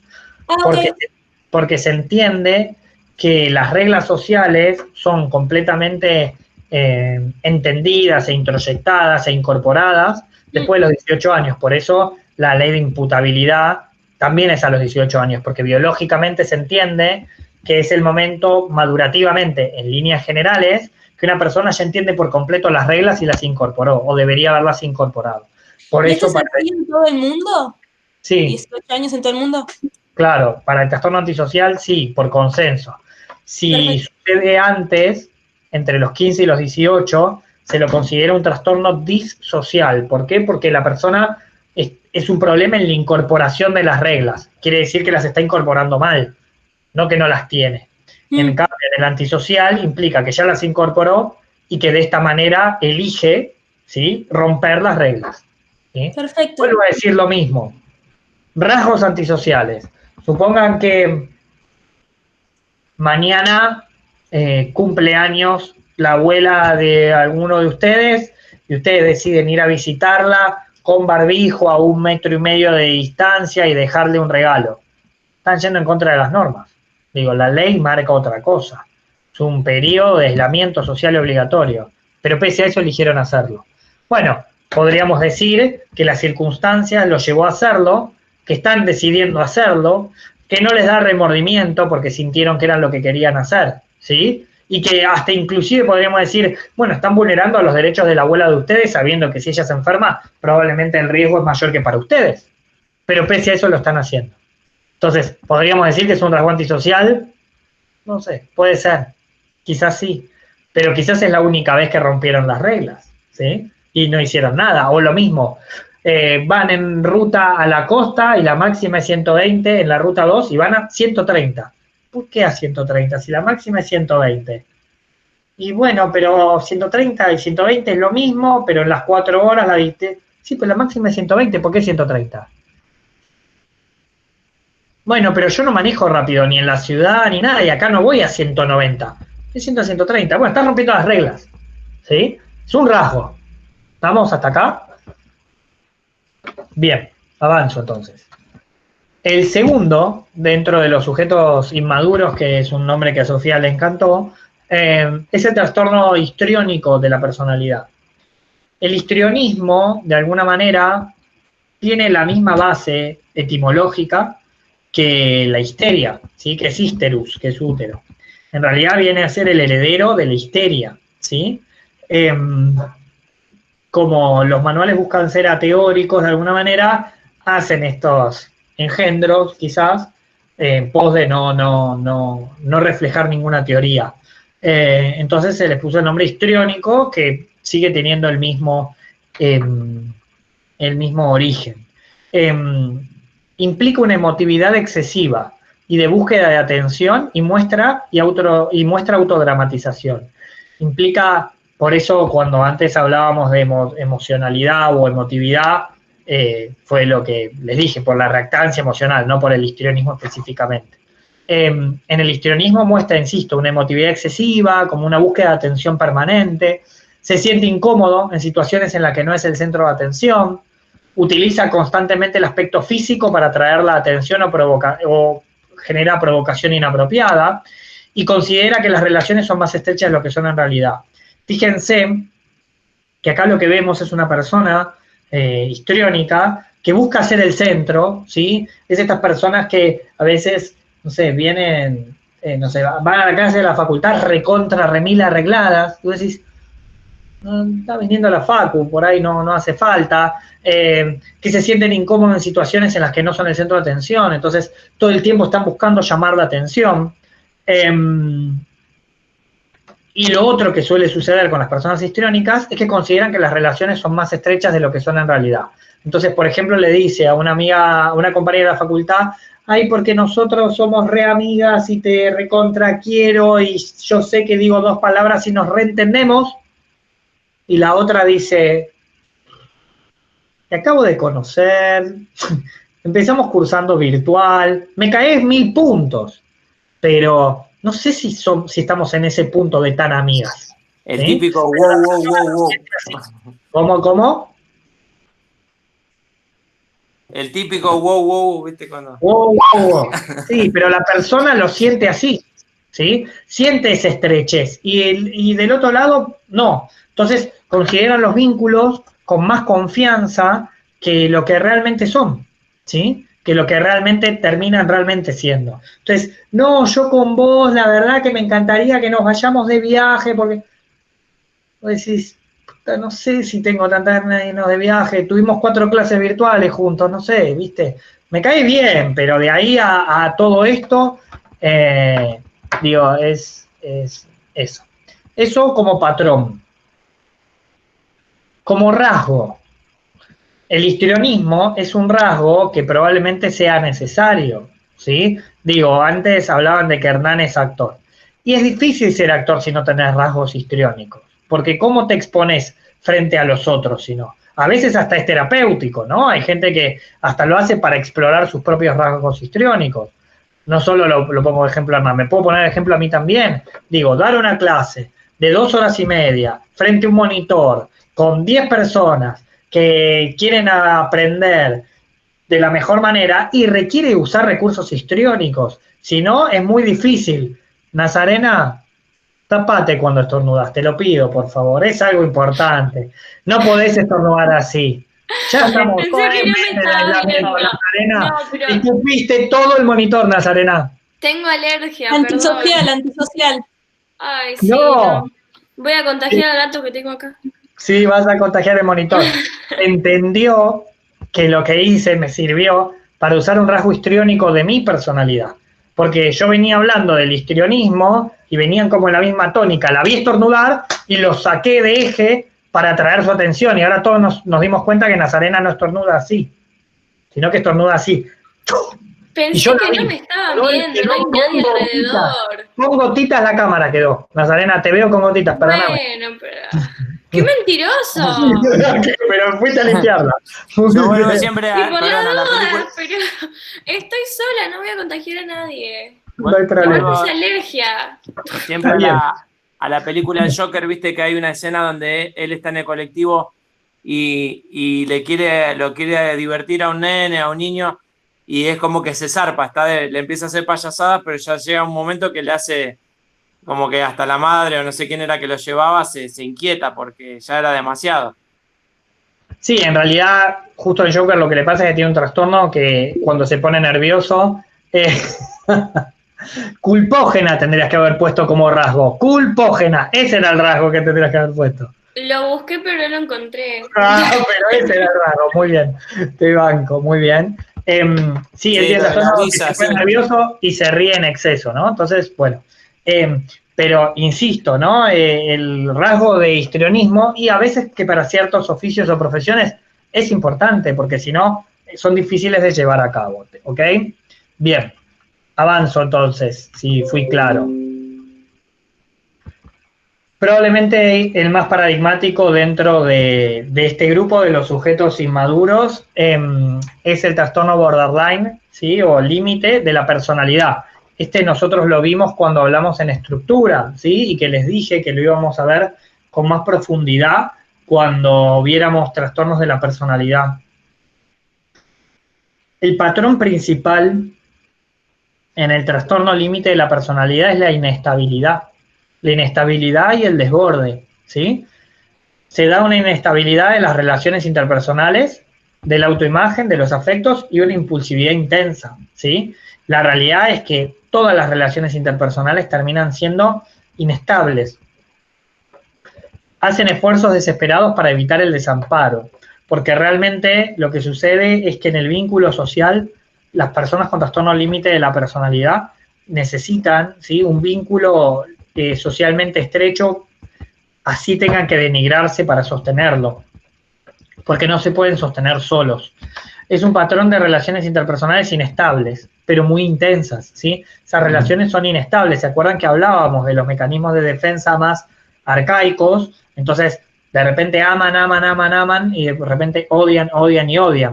Hay una alteración de la identidad. ¿Se acuerdan que habíamos hablado del síndrome de difusión de identidad del yo? ¿Sí? Es un síndrome que se da por una pérdida de la identidad. Entonces, la persona tiene las fronteras del yo como gelatinosas. Por momentos puede ingresar el mundo externo al mundo interno y el interno al externo. Entonces hay una confusión yo, no yo, y puede haber síntomas psicóticos. Y por momentos, ¿sí? Esas fronteras se vuelven muy rígidas y la persona se vuelve muy autopunitiva. Puede haber impulsividad, generalmente hay impulsividad en áreas que son potencialmente autolesivas o peligrosas, ¿sí? Gastos, sexo, droga, conducción temeraria, atracones alimentarios, digo, de manera impulsiva, ¿sí? Entonces, de repente, bueno, ahora vamos a hablar de un par de ejemplos. Suele haber comportamiento, actitud o amenazas recurrentes de suicidio, ¿sí? Las personas con trastorno límite de la personalidad suelen tener ideación suicida, suelen tener intentos de suicidio, suelen inclusive llegar a suicidarse. Y creo que uno de los puntos más importantes es la sensación crónica de vacío, ¿sí? La verdad es que las personas con trastorno límite de la personalidad perciben un vacío interior muy grande. Entonces lo intentan completar con este tipo de situaciones, ¿sí? Con este tipo de situaciones que tienen que ver desde el abuso de sustancias o las drogas o el sexo o gastar dinero o lastimarse o autolesionarse o autoflagelarse en contraposición de ese vacío. Hoy les contaba a la mañana una canción de la banda rioplatense, No te va a gustar, que dice: no hay dolor que duela más que el dolor del alma, no se arregla así nomás. Porque la realidad es que ese vacío crónico, ese dolor del alma, es ingobernable. Entonces las personas se cortan porque el dolor físico, pese a ser extremo, es mucho más gobernable que el dolor psíquico. Trastorno límite de la personalidad tiene una terapéutica específica, ¿sí? No cualquier terapeuta debería tratar trastorno límite de la personalidad. Y hoy les decía, ¿no? Es como un ejemplo donde de repente el paciente viene el martes a terapia y uno le pregunta, bueno, ¿cómo estás? Uy, tuve un fin de semana. Y ya cuando dice tuve un fin de semana, vos te empezás a agarrar la cabeza y decís, ¿y ahora con qué me va a contar? Y dice, bueno, no, la verdad que no estuve bien. Y yo decís, ay, no estuve bien, esto va a estar mal. No, bueno, el viernes agarré y conocí una chica en Tinder. Y bueno, yo llevé merca, porque yo no voy a salir con una mina si no llevo merca. Entonces agarré, empecé a tomar, fuimos al bar y empecé a tomar cerveza y me iba al baño, merca, cerveza, merca, cerveza, merca. Y de ahí, bueno, terminamos yendo a mi casa. Me clavé 3 viagras y tuvimos sexo hasta el mediodía. Después la llevé a su casa. Pero mientras la llevé a su casa me llevé una botellita de whisky, fui a los pedos manejando, ella vivía no muy cerca, entonces fui tomando whisky, pum, pum, pum, y la verdad que no podía bajar con nada, entonces agarré, como habría cobrado el aguinaldo, y lo saqué todo del cajero, fui a varios cajeros, me transferí, pum, lo saqué, y me fui a un prostíbulo que yo conozco en el centro, y me quedé ahí con las putas tomando merca y tomando whisky, ya cogiendo no, pero bueno, le di, así estuve hasta el domingo a la mañana, me gasté todo el aguinaldo y el domingo a la mañana dije, no, yo me tengo que ir a ver este amanecer en el Tigre, entonces me fui al Tigre y le empecé a mensajear a la mina del viernes y diciéndole que era el amor de mi vida, la encontré, es ella, y ella le dijo, pará, flaco, te conocí el viernes en Tinder, no soy el amor de tu vida. Dale, te paso a buscar y nos vamos y pasamos toda la semana juntos y la mina me sacó cagando. Y ahí es donde me sacó cagando me di cuenta que no es el amor de mi vida, pero yo no tolero estos rechazos.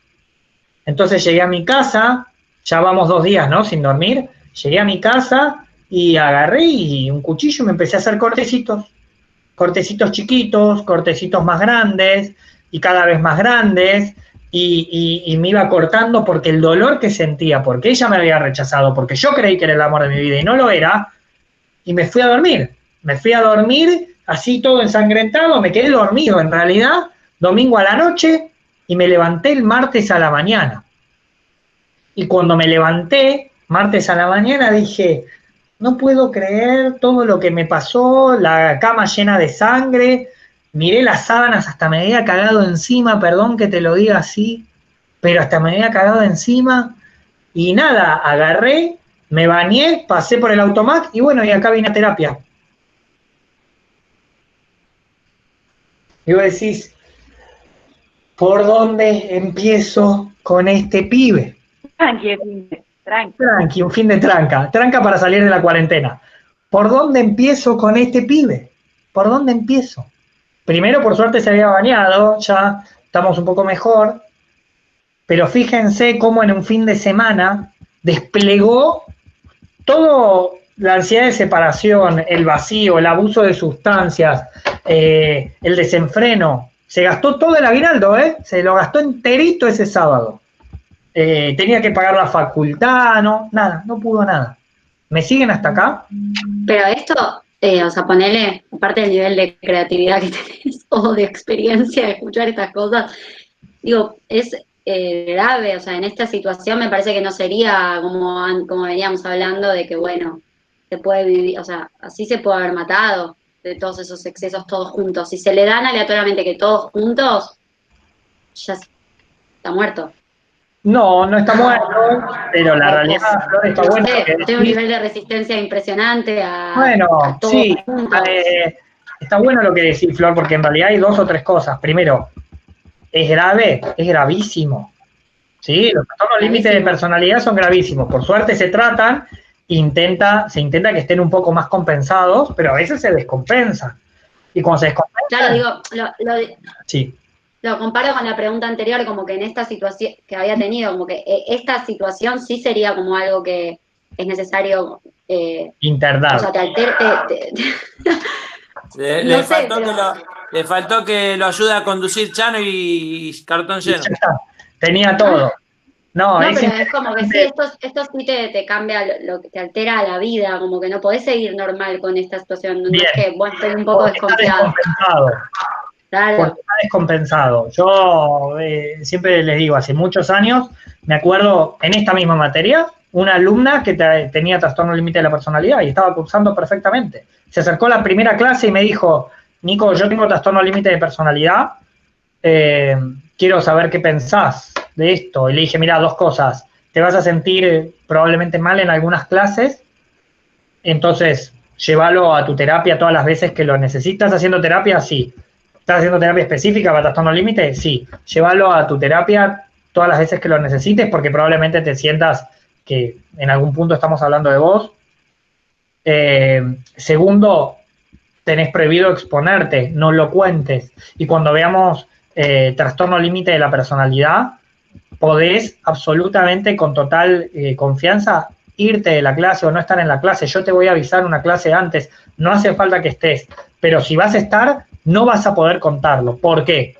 Porque exponerte es parte de tu trastorno. Entonces yo no voy a permitir fomentar tu trastorno. Entonces no lo cuentes. Y si lo contás, si lo empezás a contar, permitime, quiero que estemos de acuerdo en que te voy a cortar cuando lo empieces a contar y te voy a decir, no, vos no. Y no te voy a permitir. Bueno, gracias, no sé qué, bla, bla. Llegó la clase de trastorno límite. Se la bancó, se la recontrabancó sin contar, sin hablar, sin decir, y de hecho en algún momento cuando iba a hacer una pregunta, yo la miré así, diciendo, ¿qué vas a preguntar?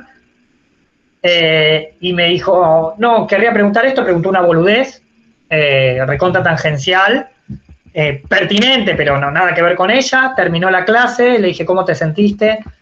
Bien, pero tengo que llamar a mi psicólogo, me parece muy bien.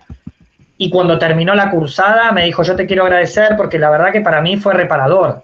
Fue reparador poder estar en una clase y no exponerme. Dejar de ser el centro, dejar de querer contar yo cómo me siento, cómo lo hago, qué no hago. Te lo agradezco y de verdad estuvo bueno. Pero perfectamente una alumna de la facultad. Una alumna buena, digo, una buena alumna. Claro, pero está en tratamiento y no sé si a esto se necesita algún tipo de medicación o sin duda. Pero está en tratamiento, digo, o sea, no es necesario que lo sepa y que esté en tratamiento, porque si no, corre riesgo su vida. Bien, está bueno lo que decís, Flo, porque la verdad, 2 cosas. La vida corre riesgo, mucho riesgo, y es importantísimo que estén en tratamiento, y que estén en tratamiento específico para este trastorno. ¿Por qué? Porque, como les decía en Clínica de Adultos el año pasado, la mayoría de los psicólogos no quieren tratar este tipo de pacientes, porque la verdad que te requiere estar con el teléfono las 24 horas. Otto Kemper, ¿se acuerdan que lo nombramos cuando hablamos de estructura? Él armó lo que se llama una psicoterapia de expresión. Yo hice un curso con él hace 3 años, y estaba reformulando la psicoterapia de expresión por la psicoterapia interpretativa. Pero en ambos casos, la terapia se basa en el límite del encuadre, en que el encuadre sea bien concreto, ¿sí? Y la realidad es que no es para todos los psicólogos poder sostenerlo, y quien lo sostiene no debería tener muchos pacientes de estas características porque son muy extenuantes, y si te corres un poco, el paciente se puede terminar matando. Otto Kemper contaba que él decía que los pacientes, por ejemplo, lo llamaban, doctor, estoy muy mal, estoy muy mal, y él ya había concertado que cuando lo llamen, si estaban muy mal, tenían que estar desde la puerta de la internación por internarse, o que lo tenían que llamar desde adentro de la internación. Que no lo llamen a las 2 de la mañana para decirle, doctor, estoy muy mal. Porque si no te llaman 500 veces. No, pero doctor, estoy muy mal. Entonces, ¿qué le decía? Lo primero que le decía es, ¿de dónde me estás llamando? No, de mi casa, pero es que estoy muy mal. ¿Qué quedamos? No, que me tenía que ir a internar. Entonces vaya a internarse si está muy mal y me llama de la internación y le tiene que cortar. Sabiendo que del otro lado hay un tipo que por ahí una mina que se había cortado, que se había lastimado. Y él decía, inclusive, dice, yo le digo, ¿de dónde me está llamando? No, desde mi casa, pero doctor, escúcheme, no, yo le dije la internación, pero doctor, ¡puf! Y se le mató del otro lado. Y puede pasar. Pero las reglas son las reglas, porque si no, no hay manera. La realidad es que el riesgo de suicidio en trastorno límite de la personalidad es alto, es recontra alto, es grave, es difícil. ¿Cuándo mejoran? ¿Saben cuándo mejoran? Con la edad. Si uno logra que una persona con trastorno límite de la personalidad llegue a los 35, 40 años con la menor cantidad de lesiones posible, ya el riesgo de suicidio baja drásticamente. ¿Por qué? ¿Por qué, Sofía? Porque maduran, porque son sujetos inmaduros, y por eso el grupo se llama sujetos inmaduros o clúster B. Pero la realidad es que se piensa que su cerebro funciona de una manera inmadura, entonces que con la edad realmente mejoran. 2 cosas más para decir el trastorno límite de la personalidad. Akishkal, un psiquiatra hindú, presidente de la Asociación Mundial de Psiquiatría, dice que en realidad el trastorno borderline no existe, que lo que existe son bipolares, que se comportan como borderline. Y de hecho, el tratamiento, Florencia, como vos preguntabas, tiene que ver con tratamiento similar al de la bipolaridad, porque la neurobiología es bastante parecida. Entonces, él dice que en realidad no hay trastorno límite, son todos bipolares. Y de hecho, lo que conté es bastante parecido a un episodio maníaco, ¿no? Digo, cuando hablábamos de manía, podía ser bastante parecido a un episodio maníaco, ¿sí? Bien, ¿alguna duda más de trastorno límite de la personalidad? Insisto, patrón, no rasgo. Keila me mandó un mensaje que lo voy a hacer público. Quizás es un rasgo. Keila dijo, ese paciente somos todos saliendo de la cuarentena. Lo pueden leer. La realidad es que la salida de la cuarentena, ¿sí?, puede dar algún tipo de rasgo, espero que no tan duro, por diversas razones, espero que no tan duro, pero puede... Eso no se hace, ¿eh? ¿Qué? Eso no se hace. Eso no se hace. No se hace. Sumó un montón. Obviamente, sumó un montón. Igual, pensé ponerlo en el chat de acá. Pensé ponerlo acá, pero dije, es un poco fuerte. Claro, sí. Y le acabo de mandar un sticker de Pablo Emilio Escobar Gaviria diciendo, anotado. La realidad... Lo que pasa es que hoy viste que pasaron en las noticias en Francia que están todos, liberaron, estaban todos desayunando en los bares, en los restaurantes. Se sabía que eran imágenes de hoy porque los mozos tenían barbijo. Claro, por eso digo, rasgo, ¿sí? De repente un fin de semana, ya saliendo de la cuarentena, se volvió un poco alocado, espero que no tanto, puede pasar, es un rasgo, ¿sí? De repente te pasó eso y tus amigos te llaman el lunes y te dicen, che, alta girola el fin de, ¿eh? Sí, la verdad me mandé cualca, no sabes, le escribí a la mina a las 8 de la mañana, hice cualquiera, me gasté el aguinaldo, no sé, me mandé cualquiera. Bueno, no te cortaste, no tomaste cocaína todo el fin de semana, no te clavaste los 3 Viagras, no te tomaste la botella de whisky manejando, pero te la pegaste fuerte y tus amigos también lo reconocen y bueno, te pasó, puede ser un rasgo, ¿está? El tema es que te pase frecuentemente, todo el tiempo, que sientas este vacío, que te lastimes y que generes riesgo, ¿está? ¿Vamos claros? Acá no juzgamos a nadie, ¿eh? Yo me... Bien. El último que vamos a ver de este grupo, del grupo B, de los sujetos inmaduros, es el trastorno narcisista de la personalidad. El trastorno narcisista de la personalidad, ¿sí? El patrón principal tiene que ver con la grandeza y la prepotencia, ¿sí? Tiene que ver, me habían escrito en el chat, ¿no? Sí, NASA, es correcto, ¿no? Cuando se dan cuenta de lo que hizo se siente muy mal y por eso hay gran tasa de suicidio, sí, exacto, eso.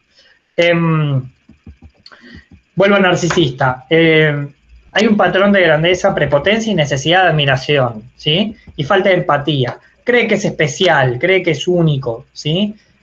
Explota las relaciones interpersonales, o sea, explota a los demás para decir que lo hizo él o ella.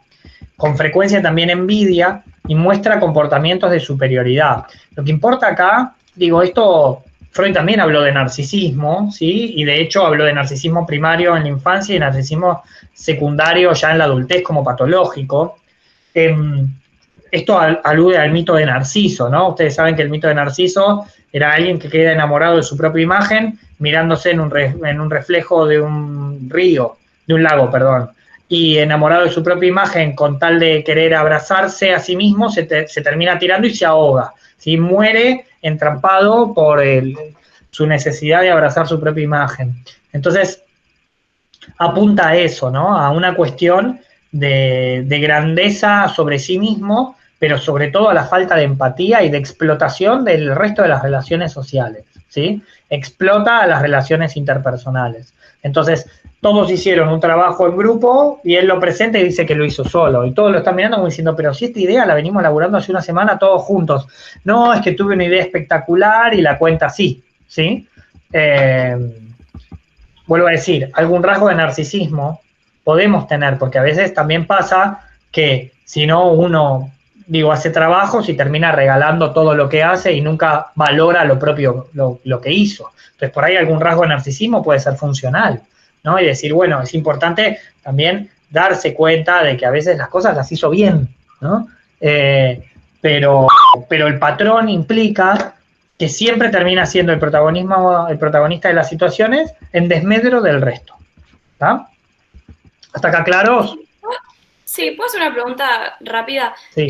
También una pregunta, ¿el trastorno narcisista también puede ser tener un problema con la imagen de uno? Que no sea nada de esto de querer ser el centro y todo eso, sino que sea solamente un problema con la imagen que tiene uno. ¿Cómo sería eso?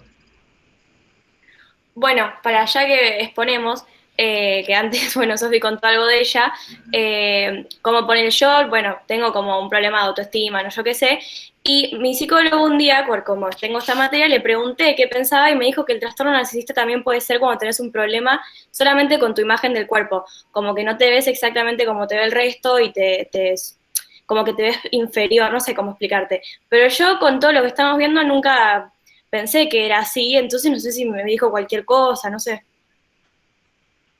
No, nunca voy a decir que tu psicólogo te dijo cualquier cosa, porque yo no sé exactamente qué es lo que te pasa.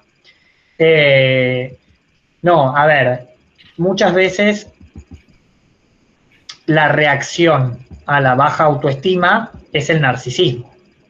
De hecho, conocen esta frase que dice, dime de qué alardeas y te diré de qué careces, ¿no?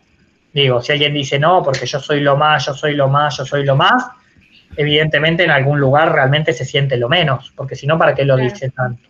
¿No?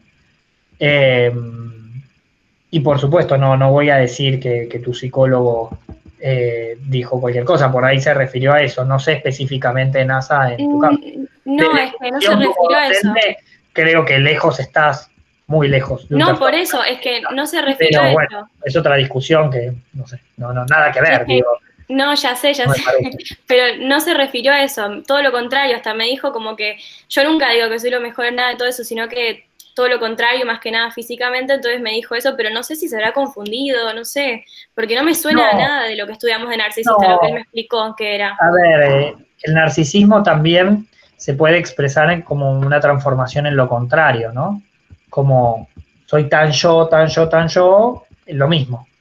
Que lo que demuestro o siento es que en realidad yo no soy. Pero bueno, no sé realmente a qué se refirió, ni mucho menos sobre tu material, ¿no? Como siempre les digo, y pasa en todas las veces en esta materia, para conocerse a sí mismo, terapia personal. Para conocer la facultad. Si intentan conocerse a través de la facultad, no van a ni conocerse ni poder conocer. Y que se los dije en la primera clase esto, y se los vuelvo a decir, esta materia es movilizante. Digo, así como hablábamos la vez pasada bueno, del espacio, de poder hablar de lo que pasa a nivel circunstancial, es inevitable que un poco hablemos de nosotros, porque, digo, estamos justamente en esta clase, de hecho se los dije en la de trastorno de personalidad, prepárense, porque vamos a hablar de patrones sobre rasgos que todos tenemos, digo, ¿no? De alguna manera o de otra, ¿no? Pero bien, ¿algo más, Nasa? Sí. No, que perdón, que no era para verme a mí, sino que me resultaba raro lo que me dijo porque no es nada de lo que estudiamos, o sea, no me lo explicó de esa manera y nada que ver, por eso quería saber, porque capaz se me confundían los términos y nunca nada, no es como nadie lo usa lo que me dijo, entonces me parecía raro, capaz se confundió en escribir el coso, no sé. No sé, o sea, el narcisismo, vuelvo a decir, apunta al mito de Narciso, o sea, que realmente tiene que ver, digo, desde el psicoanálisis con la vuelta de las catexias sobre el propio yo. Entonces, por ejemplo, para un duelo es esperable que venga una etapa narcisista, porque tiene que retirar las catexias o la energía del objeto que se está duelando y esas catexias o energías van a volver sobre el propio yo. Entonces es esperable. Cuando estabas enfermo era, ¿no? También. ¿Cómo? Cuando estabas enfermo también era como... Exactamente, sí, la enfermedad produce un narcisismo, sí, de las catexias vueltas sobre el propio yo.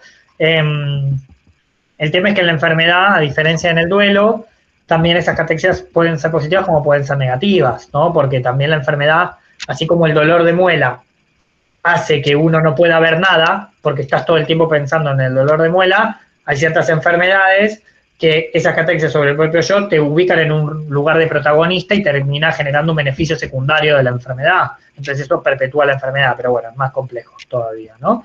Pero creo que vos lo hablabas específico como el ejemplo del dolor de muela, ¿no? O sea, te duele la muela y todas las energías... Es algo momentáneo, algo necesario del momento. Está bien, pero digo, también hay que ser cuidadosos con eso. Pero el narcisismo apunta específicamente a eso. El narcisismo como trastorno de la personalidad es un patrón donde siempre están sobre el propio yo. Entonces no le importa nada ni nadie, ni le importa cómo es el otro, y explota al otro, ¿no? Entonces hace un trabajo grupal y lo defiende como propio cuando en realidad fue grupal, ¿está? ¿Alguna pregunta más? Voy al tercer grupo. Bien. El tercer grupo apunta a los sujetos inmaduros, ¿sí?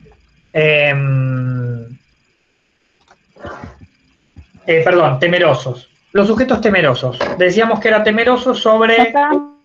¿Sí? ¿Qué pasó? Bueno, no sé qué pasó. No, que te iba a decir que soy, pasábamos otro. No, perdón. El tercer grupo es... Cuenta, por eso. Está bien. El tercer grupo es el de los sujetos temerosos, es el grupo C, que está el evitativo, el dependiente y el obsesivo compulsivo. Son temerosos de las relaciones sociales, como hablábamos. El evitativo es específicamente una persona cuyo patrón es de inhibición social, ¿sí? Y tiene sentimientos de incompetencia e hipersensibilidad a la evaluación negativa. Entonces elige no vincularse socialmente porque tiene una hipersensibilidad a esa evaluación negativa. Siente que siempre lo van a evaluar negativamente. Evita las actividades laborales que implican un contacto interpersonal significativo y se ven a sí mismos como socialmente ineptos. Teme que lo avergüencen todo el tiempo. Entonces, son personas, ¿sí?, que evitan cualquier tipo de contacto social, sobre todo a nivel laboral o personal. Cuando hablábamos antes de comorbilidades, ¿sí?, o de trastornos mentales que se dan a la vez, es recontra frecuente que una persona evitativa, un trastorno de personalidad evitativo, tenga a su vez periodos de fobia social. ¿Se acuerdan que hablábamos que la fobia social era el temor a demostrar ansiedad ante situaciones de exposición social? Muchas veces sucede que esa misma persona, a su vez, te dice, no, yo siempre evité el contacto social. Yo siempre evité este tipo de cuestiones. Yo siempre evité relacionarme socialmente porque siento que no tengo mucho para aportar o que no me gusta, ¿sí? Entonces es recontra comórbido, fobia social con trastorno evitativo. Como rasgo, ¿sí? La evitabilidad, digo, por ejemplo, ahora estamos en un periodo de aislamiento social obligatorio. Muchos, quizás algunos de ustedes están viviendo solo. Quizás algunos de ustedes están viviendo solo por cómo estornuda. Y bueno, está bien, si estornuda de esa manera, mejor vivir solo. Pero quizás algunos de ustedes está viviendo o en pareja o en familia. Y les debe haber pasado en este tipo de momentos que evitan ciertas peleas. Hay batallas que no dan. Digo, en algún momento te decían A y vos decías B y dabas la batalla.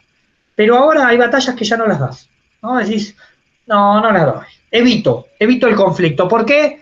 Porque siento que voy a salir herido, que el otro va a salir herido y que tenemos que seguir viéndonos la cara de manera de aislamiento social preventivo y obligatorio. Entonces evito darlo. Hacés como el torero, decís, ole. Ole, hacés ole, exacto. Evitás, ¿sí? Evitás la cornada, ¿sí? Como el torero. ¿Y por qué evitas la cornada? Porque la verdad que el contexto lo amerita. Bueno, eso es evitativo. Es un rasgo, ¿sí? Es un rasgo funcional. En este momento elegís evitarlo, ¿sí? ¿Por qué? Porque tenés la posibilidad de evitarlo, porque tenés un rasgo. El patrón no es eso, ¿sí? El patrón implica siempre esa evitación. El siguiente es el trastorno dependiente de la personalidad. El patrón, ¿sí? Es una necesidad de que lo cuiden, ¿sí? De que hay como una necesidad dominante y excesiva de que le cuiden. Conlleva inclusive un comportamiento sumiso, de apego exagerado y de un miedo a la separación. Le cuesta tomar decisiones cotidianas, ¿sí? Le cuesta la decisión más simple de qué vamos a comer, no la puede tomar, la tiene que tomar el otro. Necesita a los demás para asumir responsabilidades. Y cuando termina una relación estrecha, busca con urgencia otra relación para que vuelvan a tomar las decisiones por sí mismos. Digo, son estas personas, estas parejas que por ahí uno ve, que le dicen, bueno, ¿y qué querés cenar? No, lo que vos quieras, a mí todo me da lo mismo. Bueno, está bien, ¿te parece? Preparo pan de carne. Bueno, dale, prepara pan de carne. ¿Y te gustaría que nos vayamos de vacaciones a la montaña o a la playa? Ay, a donde vos quieras, y vos ya sabés lo que me gusta. No, bueno, pero elegí montaña o playa. No, lo que vos quieras. Pero que elijas, si no plata o plomo, le doy plata o plomo. No, tanto no. Me salió Pablo Emilio, ¿no? De repente, perdón. Vuelvo un segundo para atrás. Elegí, tenés que elegir, ¿sí? No, viste que a mí elegir no me gusta, me da lo mismo. Bueno, pero ¿ponemos una frazada verde o una frazada azul? No, lo que vos quieras. ¿Comemos asado o pastas? No, elegí vos. ¿Conocen a alguien así? ¡Qué garrón! Lo que pasa es que en una pareja te da miedo cuando te dicen así, porque sabes que eso justamente no es. Entonces te ponen problema como diciendo, preferiría que me digas cualquier cosa menos eso. Bien, estamos con el consultorio, ¿no? Abrimos el consultorio hoy jueves, pero la realidad es que sucede, ¿sí? Uno ve a veces parejas que funcionan de esa manera, donde uno, ¿cómo te contaron? Donde uno es absolutamente dependiente, ¿sí? Donde uno es dependiente del otro. Y de hecho, como siempre en la pareja son dos, el otro utiliza esa situación también, ¿no? Digo, hay un dependiente porque hay otro que también elige ocupar el rol de tomar esas decisiones, ¿sí? Como rasgo, ¿sí? Hablábamos del momento de cuarentena. ¿Comemos pasta o asado? La verdad me da lo mismo. Y por ahí de verdad les da lo mismo, ¿sí? No quieren tomar esas decisiones. Esto que Hernán comentaba como un chiste, a veces es cierto. Uno elige no tomar decisiones para evitar problemas futuros. Prefiero que la decisión la tomes vos, ¿sí? Pero como rasgo, porque todo el resto de las decisiones sí elegís tomarlas. ¿Sí, Sofi? Ay, no se te escucha nada, pero... No.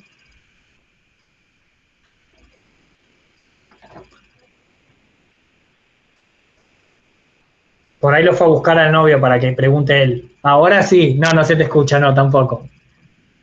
Qué sonada, ¿Querés escribirla en el chat? No, dale, escribila en el chat. Escribila en el chat y le pedimos a alguien que la lea. Y a mí me descansa un poco la voz.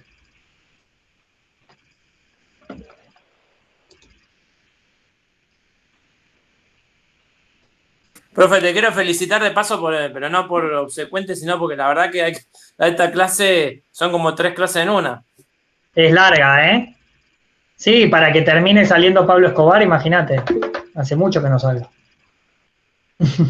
Porque si no, sería inmaduro. Mira cómo te amigaste. Mira cómo te amigaste con el constructo. ¿Por qué? Porque en realidad tiene que ver con la dependencia en el vínculo social. Digo, los niños o las niñes no necesariamente necesitan que el otro tome una decisión, ¿sí? A veces es una necesidad que los otros tomen. Acá no es tan de inmadurez, sino justamente de temor a tomar la decisión, de temor a ser inepto al momento de tomar la decisión. Entonces, por eso está en este grupo. Y el último, de los que hoy vamos a ver, en estas 3 clases en 1, estoy de acuerdo con eso, es una clase larga, pero si no, se nos iba un poco el cronograma. El trastorno obsesivo compulsivo de la personalidad. Y hago un poquito de historia. Freud describió la neurosis obsesiva y el trastorno obsesivo compulsivo viene a ser el heredero de esa neurosis obsesiva. El DSM-4 hablaba del trastorno obsesivo compulsivo de ansiedad antes, donde hablaba de obsesiones y compulsiones y mantenía el obsesivo compulsivo similar a como hoy está. El DSM-5 en realidad llevó el obsesivo compulsivo a un trastorno particular y mantuvo este trastorno obsesivo compulsivo como heredero de la neurosis obsesiva, entendiendo que el otro quizás puede ser un poco más episódico y menos crónico y sobre todo entendiendo el concepto de obsesión y compulsión. Entonces hoy vamos a ver el de personalidad, porque en otra clase vamos a hablar, cuando hablemos de hábitos, donde hablemos de sueño y de alimentación, también vamos a retomar los que tienen que ver con estrés, que es el trastorno de estrés postraumático, y el trastorno obsesivo compulsivo específico, ¿sí? Pero el de personalidad, el que tiene más que ver con la estructura, el que es más parecido a la neurosis obsesiva freudiana, apunta a una preocupación por el orden, por el perfeccionismo, por el control mental e interpersonal, a expensas de la flexibilidad, franqueza y eficiencia. ¿Qué quiero decir con esto? Es un patrón de orden y control que deja por detrás, ¿sí?, la flexibilidad, la franqueza, ¿sí?, o la posibilidad de terminar un trabajo. Es como una desconexión muchas veces hasta con esa emocionalidad en busca de un perfeccionismo y de orden. Se preocupa por los detalles, las normas, las listas, el orden y la organización. Muestra un perfeccionismo que interfiere con la terminación de las tareas. Me acuerdo una vez, con perfeccionismo y terminación de tareas, yo estaba en un estudio de grabación de música en Uruguay y lo estaba yendo a conocer porque había una opción de grabar un disco ahí, que de hecho lo terminamos grabando en otro lado porque el técnico de grabación, el ingeniero de grabación, estaba viendo la curvatura de onda de un tacho de un tema, pero estaba viendo la curvatura de onda hace 1 hora y estaba viendo la curvatura así, ¿no? Y le digo, ¿estás analizando la curvatura de onda del tacho? Sí. ¿Y qué? ¿La está modificando? No. Me da curiosidad cómo es la curvatura. Quizás después la modifique. ¿Y este disco hace cuánto lo están grabando? Hace como 6 meses. ¿Y por qué no lo cierran? Y yo creo que todavía le falta. ¿Por qué le falta? Porque él todavía analiza la curvatura de onda. Digo, una cosa es en un momento analizarla, modificarla, que sea más mediosa, más aguda o más grave, pero él estaba así mirando una curvatura de onda. 1 hora. Su nivel de obsesividad, le dije, sos un poco obsesivo vos, ¿no? Uf. El riesgo de eso, le dije, es que los discos no los termines nunca. Y a veces me pasa, sí, no los termino. Claro, no los terminaba por él, no por la banda. Y las bandas se terminaban yendo. Es cierto, disco que terminaba, por ahí quedaba espectacular. Pero los detalles que él medía de perfección son inaudibles. Entonces no sirven al disco. ¿Me siguen hasta acá?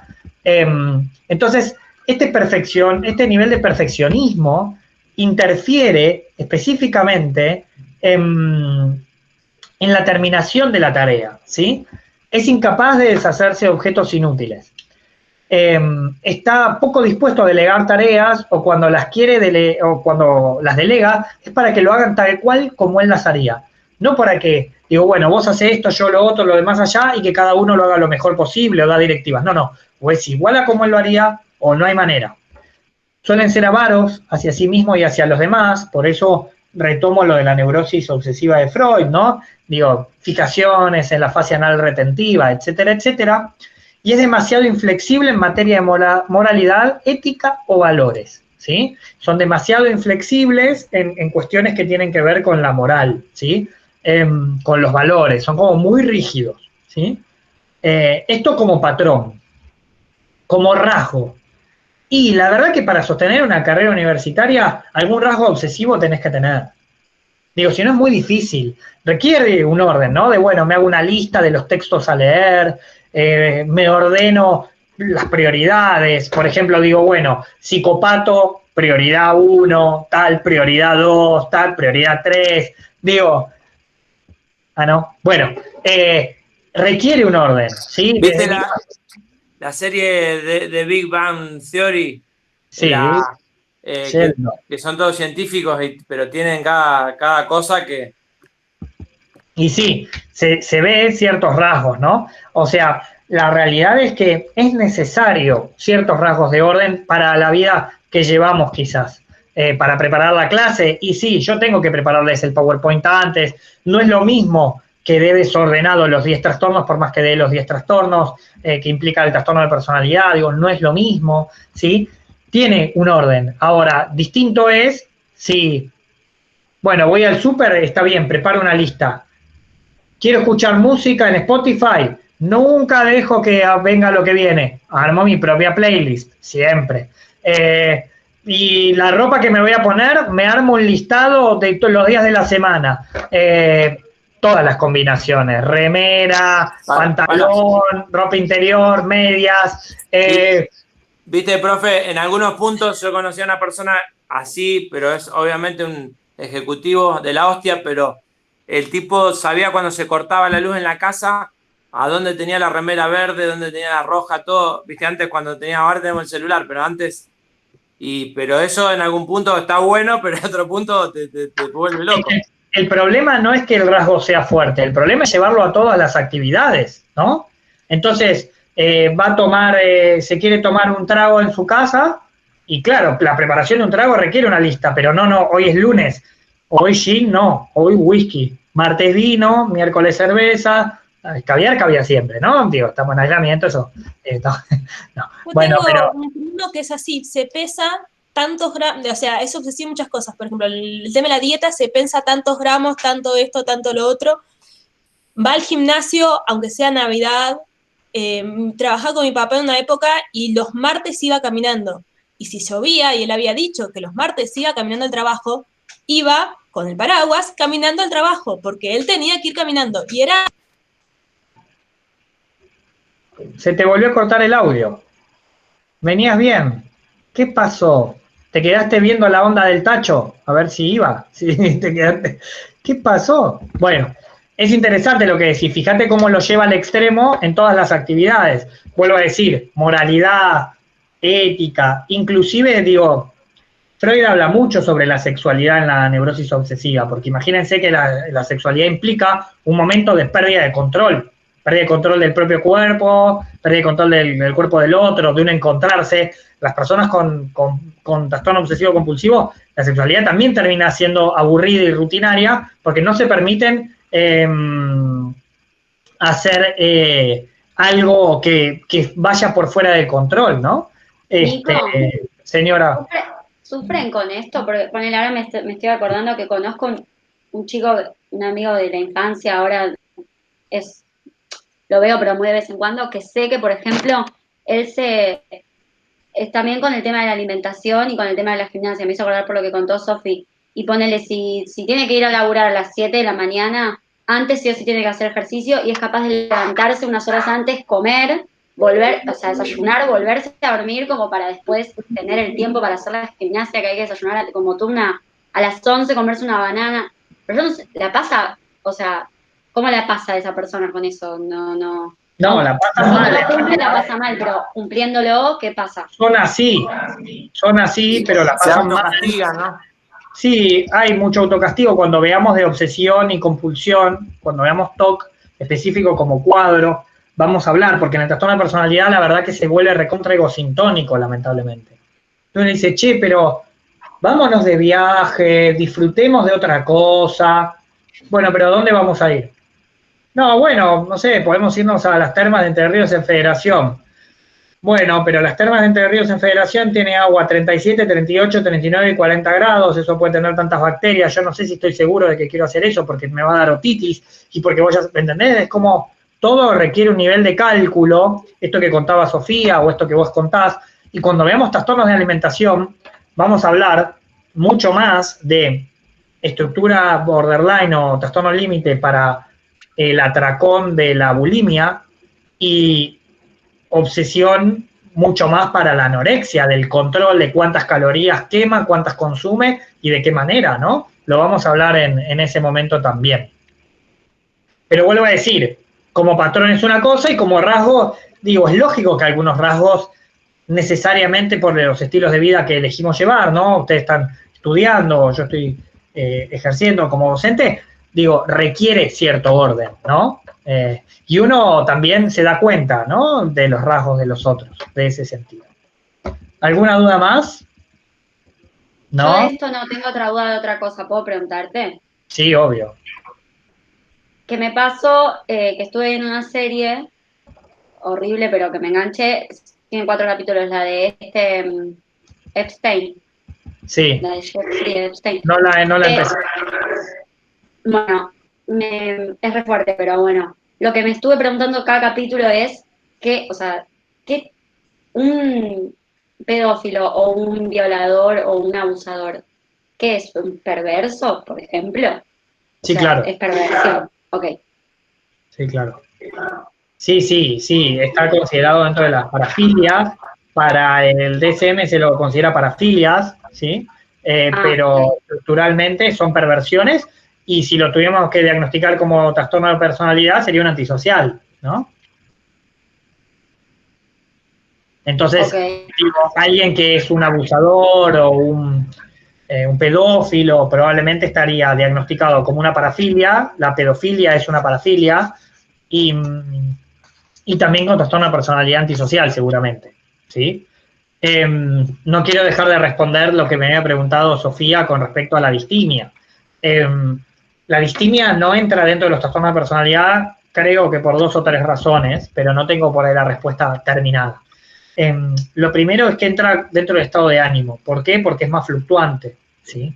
Segundo, porque la distimia no es episódica, pero puede mejorarse fuertemente con terapia y con medicación y que la persona llegue a la eutimia. Entonces no es una manera de ver la vida, es un trastorno dentro del estado del ánimo.